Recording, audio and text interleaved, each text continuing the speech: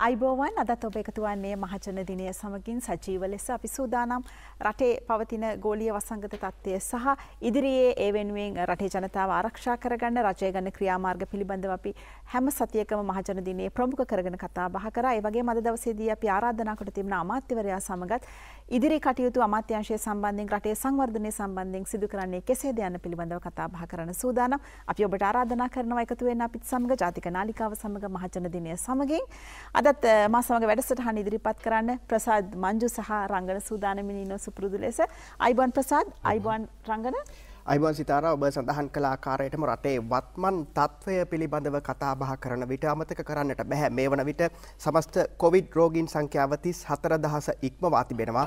මේ තත්වය පිළිබඳවත් මෙහිට ඉදිරි සූදානම පිළිබඳවත් ඖෂධය පිළිබඳව රටේ ආර්ථිකයට මේක බලපාන ආකාරය පිළිබඳව කතා බහ කරන්නට ඉතාමත්ම සුදුසු අමාත්‍යවරයෙක් තමයි අද දිනේදී මහජන දිනයෙන් සම්බන්ධ වන්නේ. අමාත්‍යාංශය පිළිබඳව ඉතාමත්ම සංවේදී විෂයපතයක් තිබෙන්නේ. රටට ඉතාමත්ම තීරණාත්මක සහ වැදගත් විෂයපතයක්. මේ විෂයපතය පිළිබඳවත් අප සූදානම් සවිස්තරාත්මකව අද දිනේදී කතා බහ කරන්නට ජනතා හඬට වේදිකාවක් සපයමින්. එසේනම් ප්‍රසාද් අයිබෝවන්. අයිබෝන් රංගන. මම හිතන්නේ නාගරික සංවර්ධන වෙරළ සංරක්ෂණ අපද්‍රව්‍ය බැහැර කිරීම සහ ප්‍රජා පවිත්‍රතා කටයුතු අමාත්‍යාංශය තමයි රාජ්‍ය අමාත්‍ය ආචාර්ය නාලක ගොඩහේම මහත්මයා පිළිගන්නවා ජාතික නාලිකාව වෙනුවෙන්. මම හිතන්නේ මේ රංගන දැන් සිතාර කිව්වා වගේ දැන් මේ අමාත්‍යාංශයත් මම හිතන්නේ අපි කතා කරන මාතෘකාවට ඉතාමත් වැදගත්. සාගරය ඉදිකිරීම එතකොට අපද්‍රව්‍ය වගේ දේවල් ගැන කාලීනව කතා කරනවා. මම හිතන්නේ දැන් කොවිඩ් ගැන කතා කරන්න ඕන. මොකද දැන් මේ අවුරුද්දේ ගවන්න අපිට තව තියෙන්නේ දින 16ක් පමණයි. තවත් දින 16ක් පමණයි. තවත් දින 15ක් පමණයි තියෙන්නේ මේ අවුරුද්ද ගත වෙන. එතකොට 2021 නව වසරට අපි එළඹෙනවා. මේ එළඹෙන අවස්ථාවේදී අපි ලෝකයේ ප්‍රබලම අභියෝගයකට තමයි ශ්‍රී ලංකාව මුහුණ දෙන්නේ. ශ්‍රී ලංකාව පවණක් නෙවෙයි ලෝකයේ සියලුම රටවල් මුහුණ දෙනවා. මේ අභියෝගය කොහොමද ජයගන්නේ? ඒතකොට මේ අභියෝගයත් එක්ක කොහොමද යන්නේ? මොකද දැන් අපි දැන් කොවිඩ් ගැන කතා කරා පසුගිය මාස කිහිපය තුළම එතනදී තීරණය කළා රජය කොවිඩ් සමග ඉදිරියට යන්න. කොවිඩ් පාලනය කරන්න ගන්න පුළුවන් හැම ක්‍රියාමාර්ග ගන්න අතරතුර කොවිඩ් සමග ඉදිරියට යන්න. මේ කොවිඩ් සමග ඉදිරියට යෑම සෑහෙන අභියෝගයක්. මොකද අලුත් අත්දැකීම් රසක් එනවා. ඒතකොට මේ කොවිඩ් සමග රටක් කොහොමද ඉදිරියට යන්නේ? තවත් අලුත් අවුරුද්දකට තියෙන දින 15ක් පමණයි. එතකොට උත්සව සමයත් එනවා. අභියෝග රසක් තියෙනවා. අභියෝග වලට රජය මුහුණ දෙන්නේ කොහොමද? ඒතකොට විපක්ෂය කියනවා රජය අසමත් කියලා. උන් කියනවා රජයේ මේ උත්සාහයන් සාර්ථක නැහැ කියලා. එතකොට අපිට තියෙනවා දැන් කතා කරන දේශපාලන වශයෙන් මේ චෝදනා සහ රජය දෙන උත්තර මොනවද? ඒ වගේම කොවිඩ් සමග රට ඉදිරියට යාම ගැන සාකච්ඡා කරන්න ආචාර්ය නාලක ගොඩහේවා අමතුමා පිළිගන්නවා ජාතික නායක වෙනුවෙන්. අයිබෝන් කියා. එමෙතුමනි දැන් රජයේ තීන්දුවක් අරන් තියෙන්නේ කොවිඩ් සමග ඉදිරියට යන්න. එතකොට ඉදිකිරීම ශේෂ්ත්‍රයේ භාරව ඉන්න රාජ්‍ය අමාත්‍යවරයා වශයෙන් ඉදිකිරීම ශේෂ්ත්‍ර රටේ සංවර්ධනය. ඒතකොට මේ කොහොමද දැන් මොකද මේ කොවිඩ් වලට මුහුණ දෙන්නත් ඕන. සෞඛ්‍ය ආරක්ෂක උපක්‍රම අනුගමනය කරන්නත් ඕන. බෙහෙත් මේව කරන්නත් ඕන. එන්නත් ගියනවා නම් ඒකත් ඒවට කටයුතු කරන්නත් ඕන. ඒතකොට මුදල් ඕන. එතකොට මේ සහන මල්ල දෙන්නත් ඕන. බැංකු ණය දෙන්නත් ඕන. ඒතකොට මේ කාරණාත් එක්ක කොහොමද රටේ සංවර්ධනය කරන්නේ? රටේ සංවර්ධන විශාල ආයෝජන ඕන. සල්ලි කොහෙන්ද? කොහොමද මේ කොවිඩ් අභියෝගයට මුහුණ දෙමින් රට ඉදිරියට ගෙන යන්නේ කොහොමද? මොකද්ද තියෙන ප්‍රායෝගික විස්තර මොනවද? සියලුට ප්‍රථමයෙන් බොහොම ස්තුතියි මේ වැඩසටහනට අපිට ආරාධනා කරාට. අපි දන්නවා මේ වෙලාවේ ලංකාවේ පමණක් නෙවෙයි මුළු ලෝකේ පුරාම මේ වසංගතයක් තිබෙනවා. මුළු ලෝකයේම තැති ගැනීමට ලක් වෙලා ඉන්නවා මේ නිසා. හැබැයි අපි අමතක කරන්න හොඳ නැහැ මේ ලෝකයට ආපු පළවෙනි වසංගතය නෙවෙයි. ලෝක ඉතිහාසයේ පුරාම අපි දන්න මුළු ඉතිහාසයේ පුරාම වයස අවුරුදු 30න් 40න් මේ වගේ වසංගත ඇවිල්ලා තියෙනවා. ඒ වසංගත වලින් මිලියන ගණනාවක් මිනිස්සු මිය ගිහිලා තියෙනවා. උදාහරණයක් වශයෙන් අවසානයේ ආපු දරුණුතම වසංගතය කියලා කියන්නේ ස්පැනිෂ් ෆ්ලූ කියන වසංගතයෙන් මිලියන 50ක් විතර වගේ විශාල ප්‍රමාණයක් ජනතාව මිය ගියා. ඊට කලින් ආපු වසංගතවල සමහරට යුරෝපයේ ජනගහනයෙන් හරි අඩක් විතර මිය ගියා. බ්ලැක් ඩෙත් වගේ 15 සියවසේ ආපු වසංගතවලින්. හැබැයි වසංගතාව කියලා ලෝකේ නතර වුණේ නැහැ. ලෝකෙ ඉස්සරහට ගියා. මිනිස්සුගේ ප්‍රශ්න වලින් විසඳුම් හොයාගෙන ජීවිතේ ඉදිරියට ගෙනිච්චා. ඉතින් ඒ නිසා අපි තේරුම් ගන්න ඕනේ මේ කොවිඩ් වසංගතය කියන්නේ ලෝක අවසානය නෙවෙයි. මේක ලංකාවේ අවසානයක් නෙවෙයි. ඉතින් දැන් අපි මේ උවදුරට මුහුණ දුන්නා. මේ උවදුරෙන් අපි බොහෝ දේවල් ඉගෙන ගත්තා. මේක පාලනය කරන හැටි ඉගෙන ගත්තා. එක වතාවක් ඒක තාමත්ම සාර්ථකව පාලනය කරා. දෙවන රැල්ලේ දැන් අපි දැන් යම් කිසි සටනක නියැලී ඉන්නවා. හැබැයි මේක අපි මානසිකව වැටෙන්නේ නැතුව මෙතනින් අපි රට ඉස්සරහට ගෙනියන්නට ඕනේ. මම හිතන රාජ්‍ය ජනාධිපතිතුමා ඉන්නේ ඒ ස්ථාවරේ. ඉතින් ඒ නිසා අපි මෙතනින් එහාට අපේ තිබිච්ච දැක්ම අපි බලයට එනකොට ජනාධිපතිතුමා යම්කිසි දැක්මක් රට ඉදිරිපත් කරා. ඒ දැක්ම වෙනස් වෙලා නැහැ. ඒ දැක්ම ඉතාමත්ම විද්‍යාත්මකව විධිමත් ක්‍රමවේදයකට සකස් කරපු වැඩසටහනක් එකයි ආවේ. ඒ වැඩසටහන ක්‍රියාත්මක කිරීමේදී යම්කිසි ප්‍රමාදයක් සිදු වුණා මේ කොවිඩ් ගැටලුව නිසා. නමුත් දැන් අපි ඉතුරු කාලයේදී මේ වැඩසටහන හැකිතාක් වේගවත් කරගෙන ඉදිරියට යා යුතුයි. ඇමතුමා ඔබතුමා දැන් ඔය සඳහන් කළේ සෞභාග්‍යයේ දැක්ම ප්‍රතිපත්ති ප්‍රකාශය ගැන. එතකොට ඒ ප්‍රතිපත්ති ප්‍රකාශය සාධන අවස්ථාවේදී මෙවන් අභියෝගයකට සමස්ත ලෝකෙම මුහුණ දීලා තිබුණෙත් නැහැ, ශ්‍රී ලංකාව මුහුණ දීලා තිබුණෙත් නැහැ. එතකොට ජනාධිපතිවරණයේදී සෞභාග්‍ය දැක්ම ඉදිරිපත් කළා. ඉන් අනතුරුව මහමැතිවරණය එනකොට මේ කොවිඩ් තත්ත්වය රටේ තිබුණානේ. ඔබතුමා විශ්වාස කරනවද මේ කොවිඩ් තත්ත්වයට අනුකූල ලෙස ප්‍රතිපත්ති ප්‍රකාශයේ වෙනසක් සිදු විය යුතුව තිබුණා කියන කාරණාව සහ මේ අයවැය තුලිනුත් එළමෙන වසරේ මේ කොවිඩ් පාලනයට ලබා දීලා තියෙන ශක්තිය පිළිබඳව ඔබතුමා සෑහීමකට පත්වරද? ආර්ථික පැත්ත සම්බන්ධයෙන් ඔබතුමාට විශේෂ දැනුමක් තිබෙන නිසා අපි යම්කිසි ඉලක්කයක් කරා යනකොට ඒ ඉලක්කේ කරා යන්න අපි සැලැස්මක් අතු යනවා. ඒ සැලැස්ම යනකොට සමහර වෙලාවට අපි අපේක්ෂා නොකරන දේවල් සිද්ධ වෙන්න පුළුවන්. බාධා එන්න පුළුවන්. එතකොට අපි ඒ අවස්ථානුකූලව අපේ ගමන වෙනස් කරගන්නට ඕනේ. හැබැයි අපි ඉලක්කය වෙනස් කරගන්නේ නැහැ. අපි බාධාවක් කියලා අපි යන ගමන පැත්තක දාලා වෙන පැත්තකට යන්න පටන් ගන්න නැහැ. ඉතින් සෞභාග්‍ය දැක්ම කියලා කියන්නේ මේ රට සංවර්ධනය කිරීම සඳහා සෞභාග්‍ය ගෙන යාම සඳහා වූ දැක්ම. ඒ සඳහා යන්න අපි යම්කිසි වැඩපිළිවෙලක් ඉදිරිපත් කළා. ඒ සඳහා යම්කිසි ප්‍රතිපත්ති මාලාවක් ඉදිරිපත් කළා. ඒ ප්‍රතිපත්ති වෙනස් වෙන්න බෑ. නමුත් මේ යන ගමනේදී අපේ සැලැස්ම කාලානුරූපීව වෙනස් කරන්න වෙනවා. ඉතින් මේ අවුරුද්දේ මේ ආපු අභියෝගයෙන් නිසා අපිට යම් යම් කෙටි කාලීන, මධ්‍යම කාලීන, දීර්ඝ කාලීන තීන්දුව ගන්නට සිදු වෙවි. අපි කොහොමද ආපහු අර පාරට එන්නේ? අපි යන්න අවශ්‍ය අපේක්ෂා කරපු ඉලක්කයට යන්න කියන නිසා ඔබේ ප්‍රශ්නෙට මගේ උත්තරය තමයි සෞභාග්‍ය දැක්මේ තියෙන මූලික ප්‍රතිපත්ති රාමුව.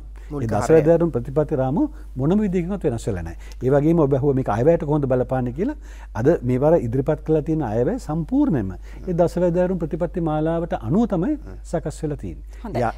ඇමතුමා දැන් අපි දන්නවා බස්නාහිර පළාත ගත්තොත් විශේෂයෙන් කොළඹ දිස්ත්‍රික්කය ගත්තොත් රටේ හදවත වගේ මේ වන විට ග්‍රාම සේවා වසම් 25ක් ඒ වගේම පොලිස් වසම් 9ක් විතර සම්පූර්ණ හුදකලා කරලා තියෙනවා මාස දෙකකට ආසන්න කාලයක්. ඇත්තටම අපි කොවිඩ් එක යන ගමනේදී මේ වසංගත තත්ත්වයට ස්ථීර විසඳුමක් එන්නතකින් හෝ ලැබෙනකන් අපිට දිගටම මෙහෙම ඉන්න වේවිද කියලා රටේ ජනතාවට ලොකු කුකුසක් තියෙනවා. එතකොට මේ සෞභාග්‍ය දැක්මයි ආර්ථික සංවර්ධනයයි කොළඹ නගරය වහලා දිගටම අපිට යන්න පුළුවන් දෙතන්ට. මේ කොළඹ නගරේ වහලා නැහැනේ. දැන් අපි කොහොමද මේක පටන් ගත්තේ? බලන්න මේ මම කිව්වට කොවිඩ් වල දැන් අපි අවස්ථාන් දෙකක් පසු කළානේ. පළවෙනි වතාව තමයි පළවෙනි රැල්ල. ජනවාරි මාසයේ පටන් අරගෙන මාස 6ක් විතර යනකම් කාලයක් කොවිඩ් මේ මුලින්ම ලෝකේ හඳුනාගත්ත වෙලාවේ ඒ වෙලාවේ ජනාධිපතිතුමා තනියම රට පාලනය කරේ. හරි මේ පාර්ලිමේන්තුවකට පිටලා තිබුණේ නැහැ. පාර්ලිමේන්තු මැතිවරණ පවත්වලා තිබුණේ නැහැ. අපි ඒ වෙලාවේ ඒක තාමත්ම සාර්ථකව පාලනය කරා. ඒ සාර්ථකව පාලනය කිරීමේදී අපි පමණක් නෙවෙයි ලෝකයේ බොහෝ රටවල් රට සහ මුලින්ම වසාදාන තත්ත්වයකට ගියා. උගක් රටවල් ඒක කරා. අපිත් නගර පිටින් වසා දැම්මා. අපිත් රට මුළුමනින්ම යම් කිසි අවස්ථාවක වසා දැම්මා. ඊට පස්සේ මේ දෙවෙනි රැල්ල එනකොට අපිට වැඩි දැනුමක් තියෙනවද මේක හසුරවන්නේ කොහොමද කියලා? අත්දැකීමක් තියෙනවා. එතකොට මේ දෙවෙනි අවස්ථාවේදී රජගත තීන්දුව තමයි මේක සම්පූර්ණයෙන්ම රට වහන්න අවශ්‍ය නැහැ. රට වහන්නේ නැතුව ඒ අවශ්‍ය තැන් පමණක් හුදකලා කරලා මේ ගමන ඉස්සරහට යන්න ඕනේ කියන එක. ඉතින් මම හිතනවා ඒක සාර්ථකව කෙරෙනවා කියලා මේ වෙලාවේ. මොකද අපි දන්නවා දැන් ඕන වෙලාවක මාධ්‍ය දිහා බැලුවොත් කොවිඩ් ගැන කතා කරොත් කතා කරන්නේම මොනවා ගැනද? ආසාදිතයෝ ගාන ගැන. මරණ ගාන ගැන. කවුරුත් කියන්නේ නැහැ මැරලා තියෙන ප්‍රතිශතය ආසාදිතයන්ගෙන් කොච්චරද කියලා. ඔබ දන්නවද මම හිතන්නේ ලෝකයේ මේ වන විට ආසාදිතයන්ට සාපේක්ෂව මරණ අඩුම රටවල් අතර ලංකාව වෙනවා. 0.5ට වඩා අඩුයි. ලංකාවේ බොහෝ රෝග වලින් සාමාන්‍ය රෝග වලින් ඊට වඩා විශාල පිරිසක් බිය වෙනවා. ඇයි මේ විදිහට මරණ අඩු කරගන්න පුළුවන් වෙලා තියන්නේ? මොකද රජය ඉතාමත්ම හොඳින් මේක කළමනාකරණය කරන නිසා. දැන් අද බලන්න කිසිම කොවිඩ් ආබාධිතයෙක් අඩු ගානේ පෞද්ගලික රෝහලකවත් තියාගන්නවද? ඒ සියලු දෙනාම කොවිඩ් PCR එකක් කරලා හඳුනා ගත්ත ගමන් රජයේ බාරයට අරගෙන රජයේ රෝහල් වල නිසියාකාරව ඕන රැක බලා ගන්න උන්ට ප්‍රතිකාර දෙනවා. නිරෝධායන මධ්‍යස්ථාන රට පුරාම පිහිටවලා තියෙනවා. රටට එන ඕනෑ කෙනෙක්ව නිරෝධායනට ලක් කරනවා. ඒ නිසා මේ කාරණේ කළමනාකරණය කිරීම අතින් මම අදත් කියනවා ලංකාව අනෙක් බොහෝ රටවලට වඩා ඉදිරියෙන් සිටිනවා. එමෙතන දැන් ඔබතුමා ගම්පහ ජනතා නියුතේක. එතකොට මේ දෙවෙනි රැල්ල ගම්පහෙන් ආවයි කියන එක තමයි විපක්ෂත් චෝදනා කරන්නේ. දෙවෙනි රැල්ල දැන් පළවෙනි රැල්ල පාලනය කිරීමේදී ගෞරවය රජයට දෙනවා. නමුත් දෙවෙනි රැල්ල හරියට කරගන්න බැරි වුණා. ඒ ගැන විපක්ෂය චෝදනා කරනවා. විශේෂ ගම්පහ මිනුවන්ගොඩ සහ මේ පෑදීගොඩ මත්ස්‍යවේලඳ සංකීර්ණය සමග පැතිරෙන තත්ත්වයක් එක්ක. එතකොට ඒ තත්ත්වයන් එක්ක කොහොමද දැන් ඒක ඉදිරි කල්පනාකරණය කරගන්නේ? මොකද අපි දන්නවා දැන් උත්සව සමයක් එනවා. එතකොට යම්කිසි සංචාරන සීමා පැනවේද කියලා ජනතාව තුළ සැකයක් තියෙනවා. ඒතකොට උන්ට ඒ නත්තර සමරන්නත් ඕන. මේ සේරම දේවල් ඒ රාමුව තුළ කරගන්නත් ඕන. ඒතකොට මොන වගේ දෙයක්ද ඉදිරි සති දෙක තුළ වෙන්නේ කියලා මම හිතන්නේ සැකයක් තියෙන ජනතාවට කොහොමද වුණ ඒකට සූදානම් විය යුත්තේ? මේ කොවිඩ් රැල්ලකට ප්‍රදේශයකට දෝෂාරෝපණය කරන එක වැරදි. මොකද ඒක කොහෙන් හෝ එන්න තිබුණා. අපි දැන් හොයාගෙන යනකොට මේ යම් හේතු හොයාගෙන තියෙනකොට කොහොමද මේක පටන් ගත්තේ කියලා. ඉතින් ඒක ඇවිල්ලා ඒක පැතිරලා ගියා. මේ දෙවැනි අවස්ථාවේ ආපු කොවිඩ් වෛරසය ඒ ප්‍රභේද කලින් ප්‍රභේදයට වඩා වෙනස් බව අද ලෝකෙන් පිළිගන්නවා. මොකද මේ වෛරසය වෙනස් වෙනවා. මේක තමයි මේ ඖෂධ ගැන කතා කරනකොට තියෙන මේ අභියෝගය. දැන් ලෝකයේ අපි කිව්වට මේකට දැන් එන්නත් හොයාගෙන තියනවා කියලා මේ වෛරස් ප්‍රභේදය වෙනස් වෙනවා. ඒතකොට සමහරට මේ අද හොයාගන්න එන්නතටත් සටන් කරන්න පුළුවන් වෛරස් ප්‍රභේදයක් ඉස්සරහට එන්න පුළුවන්. අද දිනෙත් මම වෛරස් කිහිපයක ප්‍රභේද හොයාගෙන තියෙනවා. එතකොට මේ දෙවන ප්‍රභේදය ඉතාමත්ම වේගයෙන් බෝ වෙන එකක්. පළවෙනිට වඩා ඉතාමත්ම වේගයෙන් බෝ වෙන එක නිසා තමයි ලෝකේ පුරාම මේ දෙවන රැල්ලෙන් ආයෙත් රටවල් ඇදගෙන වැටුනේ. ගොඩාව කියලා තැනකට ආයෙත් ඒක වෙනස්. එතකොට මේ දෙවෙනි ප්‍රභේදය ආපුවා ඒක වේගයෙන් පැතුරන ඒක ලංකාවට පමණ නෙවෙයි මුළු හැම රටටම බලපාපු කාරණයක්. හැබැයි මේ ප්‍රශ්නේට හොඳට සාර්ථකව මුහුණ දුන්නු රටවල් දිහා බැලුවොත් අපි රජයක් වශයෙන් හැමදේම කරාට ජනතාවගේ පැත්තෙනුත් යුතුයකමක් තියෙනවනේ. දැන් වියට්නාමයේ නවසීලන්තේ වගේ රටවල් දිහා අපි අධ්‍යයනය කරලා බැලුවොත් ඒ රටවල තියෙන සමාජ ඩිසිප්ලින් එක කියලා කියන්නේ මිනිසුන්ගේ හැසිරීම. ඒක උගා දුරට බලපෑව මේක පාලනය කරගන්නට. නේ? මුඛාවරණයක් දාගෙන යන්න කිව්වම කොච්චර කාලයක් ගියද අපිට ඒක පුරුදු කරගන්න අපේ මිනිසුන්ට. ඊළඟට මොනවා හරි දෙයක් කඩ අරපු ගමන් අපි ගිහිල්ලා එකට ගොනු වුන්නේ නැද්ද? අද වුණත් ඒක කරනවා නේද? දැන් ඔබම කිව්වා වගේ මිනිස්සු බලාගෙන ඉන්නවා දැන් නත්තල් උත්සවයට අවුරුදු අවසානයේට උත්සව පවත්වන සාද පවත්වන හිමි යන්න. ඒතර ජනතාව ඒ වගකීම ගන්නේ නැත්නම් රජයට විතරක් මේක පාලනය කරන්න බෑ. ඉතින් ඒ නිසා සමහර වෙලාවට යම් තීන්දුව ඒ වගේ වෙලාවට ගන්න වෙනවා. ඒක මේ රජය ජනතාවට කරන සතුරුකමක් නෙවෙයි. ජනතාව වෙනුවෙන් කරන දෙයක්. අපි හැමෝටම යම් දුෂ්කරතාවලට මුහුණ දෙන්න වෙනවා. අපේ සංස්කෘතිය තුළ අපිට වැඩ කරන්න වෙන්නේ. ඉතින් එතකොට යම් පාලනය කරන්න සිද්ධ වෙවි. ඔබතුමා ඔය සඳහන් කරා ඉස්සෙල්ලත් මේ නව සාමාන්‍ය ජීවන රටාවකට හැමදෙනාම පුරුදු වෙන්න ඕනේ කියලා විශේෂයෙන්ම ඊට ප්‍රධානතම හේතුව තමයි මේ ආර්ථිකයත් රඳවා ගන්නට ඕනේ කියන කාරණාව. දැන් කොවිඩ් පාලනය පිළිබඳව මේ වන විට යම් ප්‍රශස්ත මට්ටමකට පැමිණ තිබුණත් ඔබතුමා විශ්වාස කරනවද ආර්ථිකයත් මේ වෙනකොට ඒ බලාපොරොත්තු වෙච්ච සාධක ඉටු කරගෙන තිබෙනවා කියලා? නෑ ආර්ථිකය අපි බලන්න ඕනේ ආර්ථිකය කොතන තිබ්බේ කියන එකනේ. ආර්ථිකය අපි 2015 ඉඳන් එමු. මේ ආර්ථිකයන් අපි අද විතර කතා කරලා හරියන්නේ නැහැ නේ. 2015 රජයක් බලයට ආවා. ඒ රජයේ බලයට ආවහම එදා ආණ්ඩු පක්ෂය විපක්ෂය දෙකම එකට එකතු වෙලා 3න් 2කට වඩා වැඩි බලයක් තියෙන ආණ්ඩුවක් ඇත්තම කියනවා නම්. ඒ ආණ්ඩුව අවුරුදු 5ක් රට පාලනය කරා. ඒ අවුරුදු 5 තුල රටේ ආර්ථිකය මොකද වුනේ? 2014 ඒ ආණ්ඩුව බලයට එන්න කලින් ඊනියා යහපාලනය කියන ආණ්ඩුව බලයට එන්න කලින් මේ රටේ තිබුණා 6.8ක දල ආර්ථික වර්ධන වේගයක් පසුගිය අවුරුදු වසර 3 බලුවාම.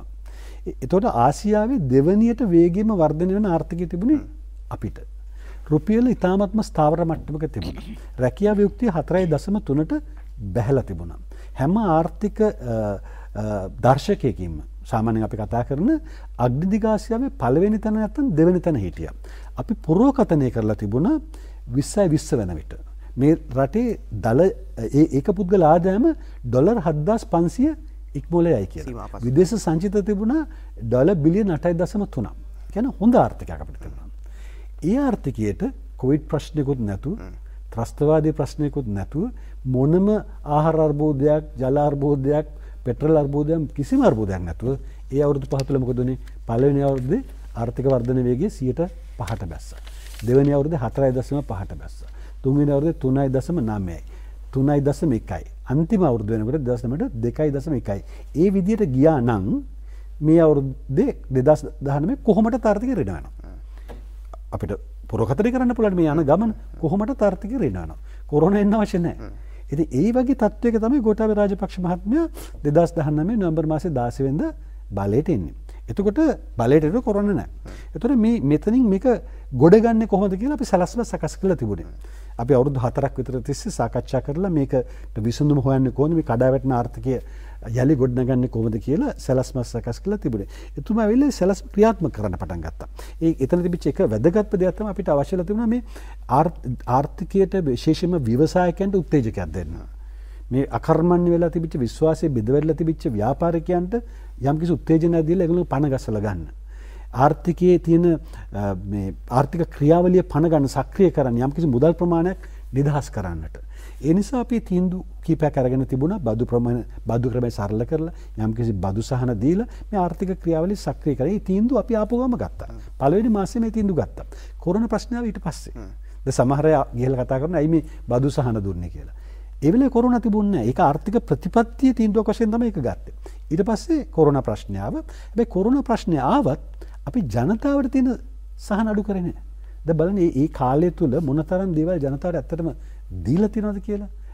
පසුගිය ආණ්ඩුව කාලේ රැකියා දුන්නා දලතෙන් තිබිච්ච රැකියා නැති වුණා. වසර රැකියා නැති වුණා. රැකියා ලක්ෂයක ප්‍රෝග්‍රෑම් වැඩසටහනක් ජනාධිපතිතුමා ඉදිරිපත් කරා. ඒක අකුලගත්තේ නැහැ කොරෝනාව කියලා. ඒක දිගටම කෙරගෙන කාටද දුන්නේ? මේ රටේ ඉන්න දුප්පත්ම පවුල් වලට. උපාධිධාරු අවුරුදු ගණනාවක් තිස්සේ රස්සාවල් ඉල්ල හිටපු රැකියා වියුක්තියෙන් පෙළෙන උපාධිධාරු 60000කට රැකිය මුලින් 50000ට දීලා තව 10000ක් වෙනවා ඒකට දුන්නා. ඒ වගේ ආර්ථිකයේ පැත්තෙන් අපි ජනතාව හිර කරේ නැහැ. අත් වශයෙන් පහුගිය ආණ්ඩුව හිටියනම් කරන්නේ මේ වෙලාවේ ජනතාව පිට බදුපටවල ජනතාව පිට බරපටවල ආණ්ඩුව නිදහස් වෙනවා. නමුත් ආණ්ඩුව කරන ආණ්ඩුව ජනතාවට සහන දෙමින් මේ ගමන ඉදිරියට යනවා. හොඳයි. ඇමතුමා දැන් මේ ආර්ථික සංවර්ධනය පිළිබඳව කතා බහ කරනකොට අපි දන්නවා මේ කොරෝනා තත්ත්වය නිසා ආනයන ආර්ථිකය අපේ සම්පූර්ණයෙන් නතර වෙලා තියෙන්නේ.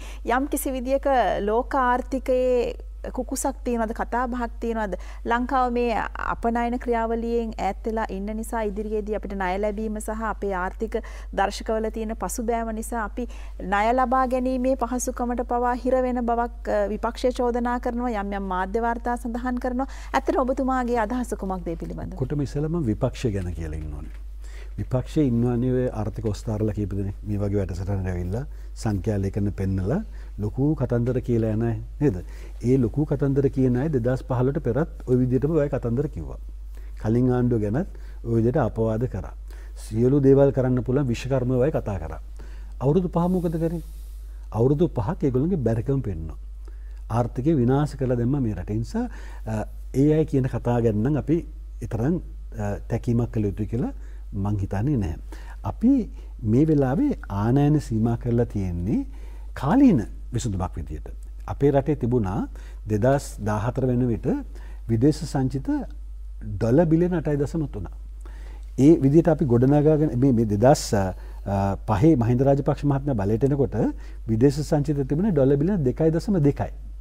යුද්ධයකුත් කරලා යුද්ධයත් අවසන් කරලා මහා විශාල සංවර්ධනයකුත් කරලා ඒ විදේශ සංචිත 2014 වෙනිදා ඩොලර් බිලියන 8.3ට ඉහළ නංවලා තිබුණා.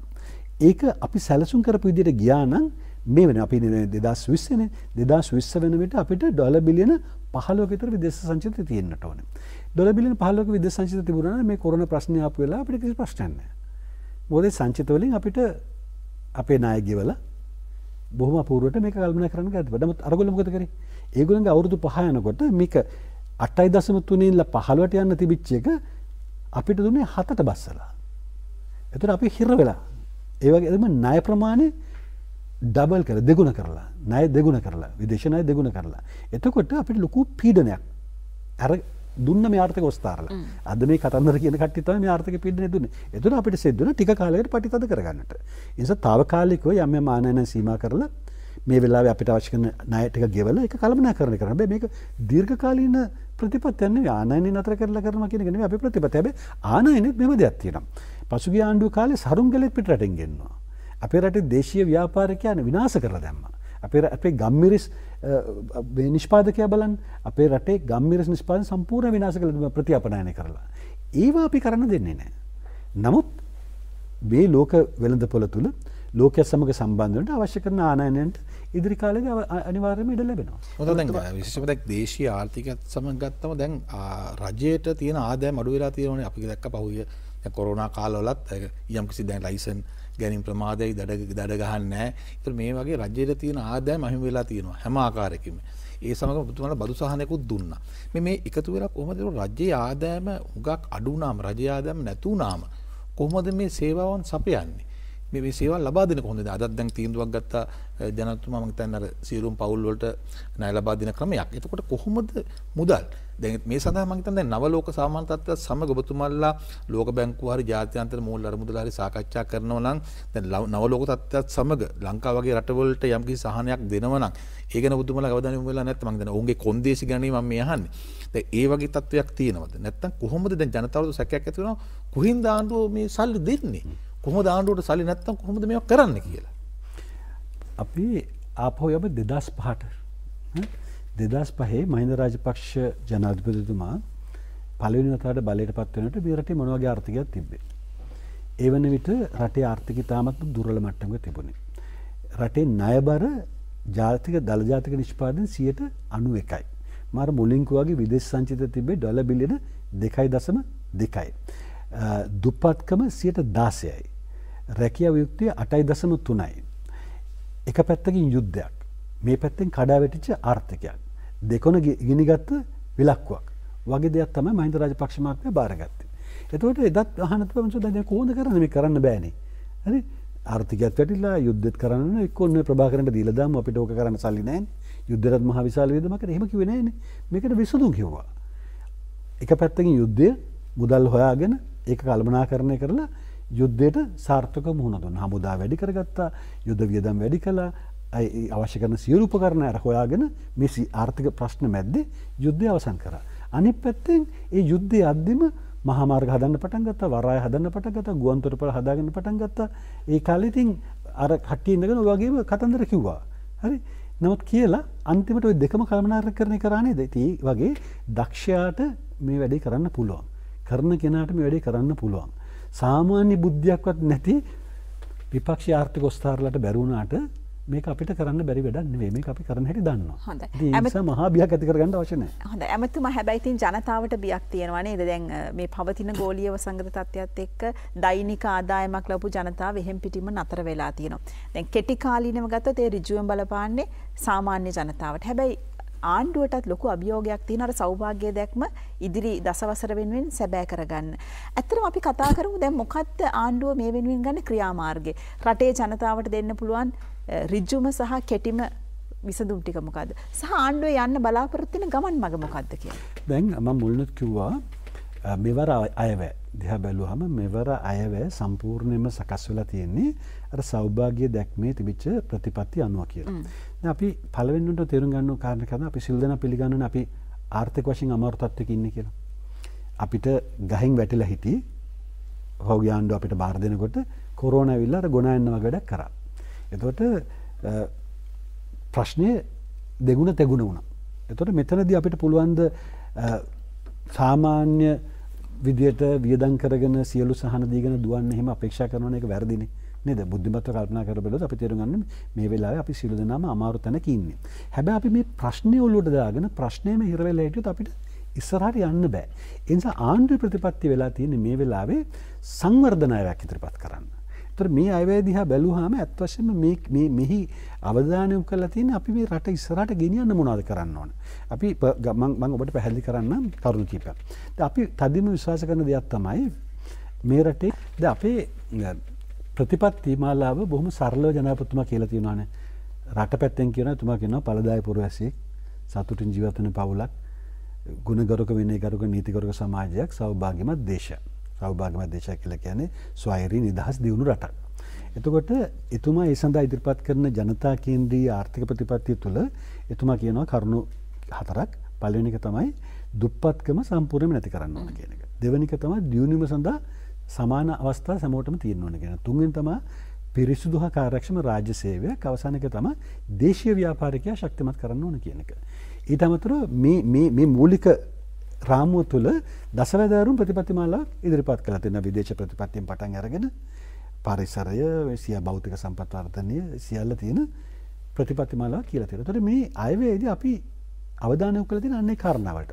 උදාහරණයක් වශයෙන් අපි දැඩි ලෙස විශ්වාස කරනවා කෘෂි කර්මාන්තය මේ රටේ යලි නගා සිටවන්න ඕන කියලා. මොකද අද අපේ රටේ මිනිසුන්ගෙන් 3න් 1කට වැඩි පිරිසක් කෘෂි කර්මාන්තයෙන් ජීවත් වෙන්නේ.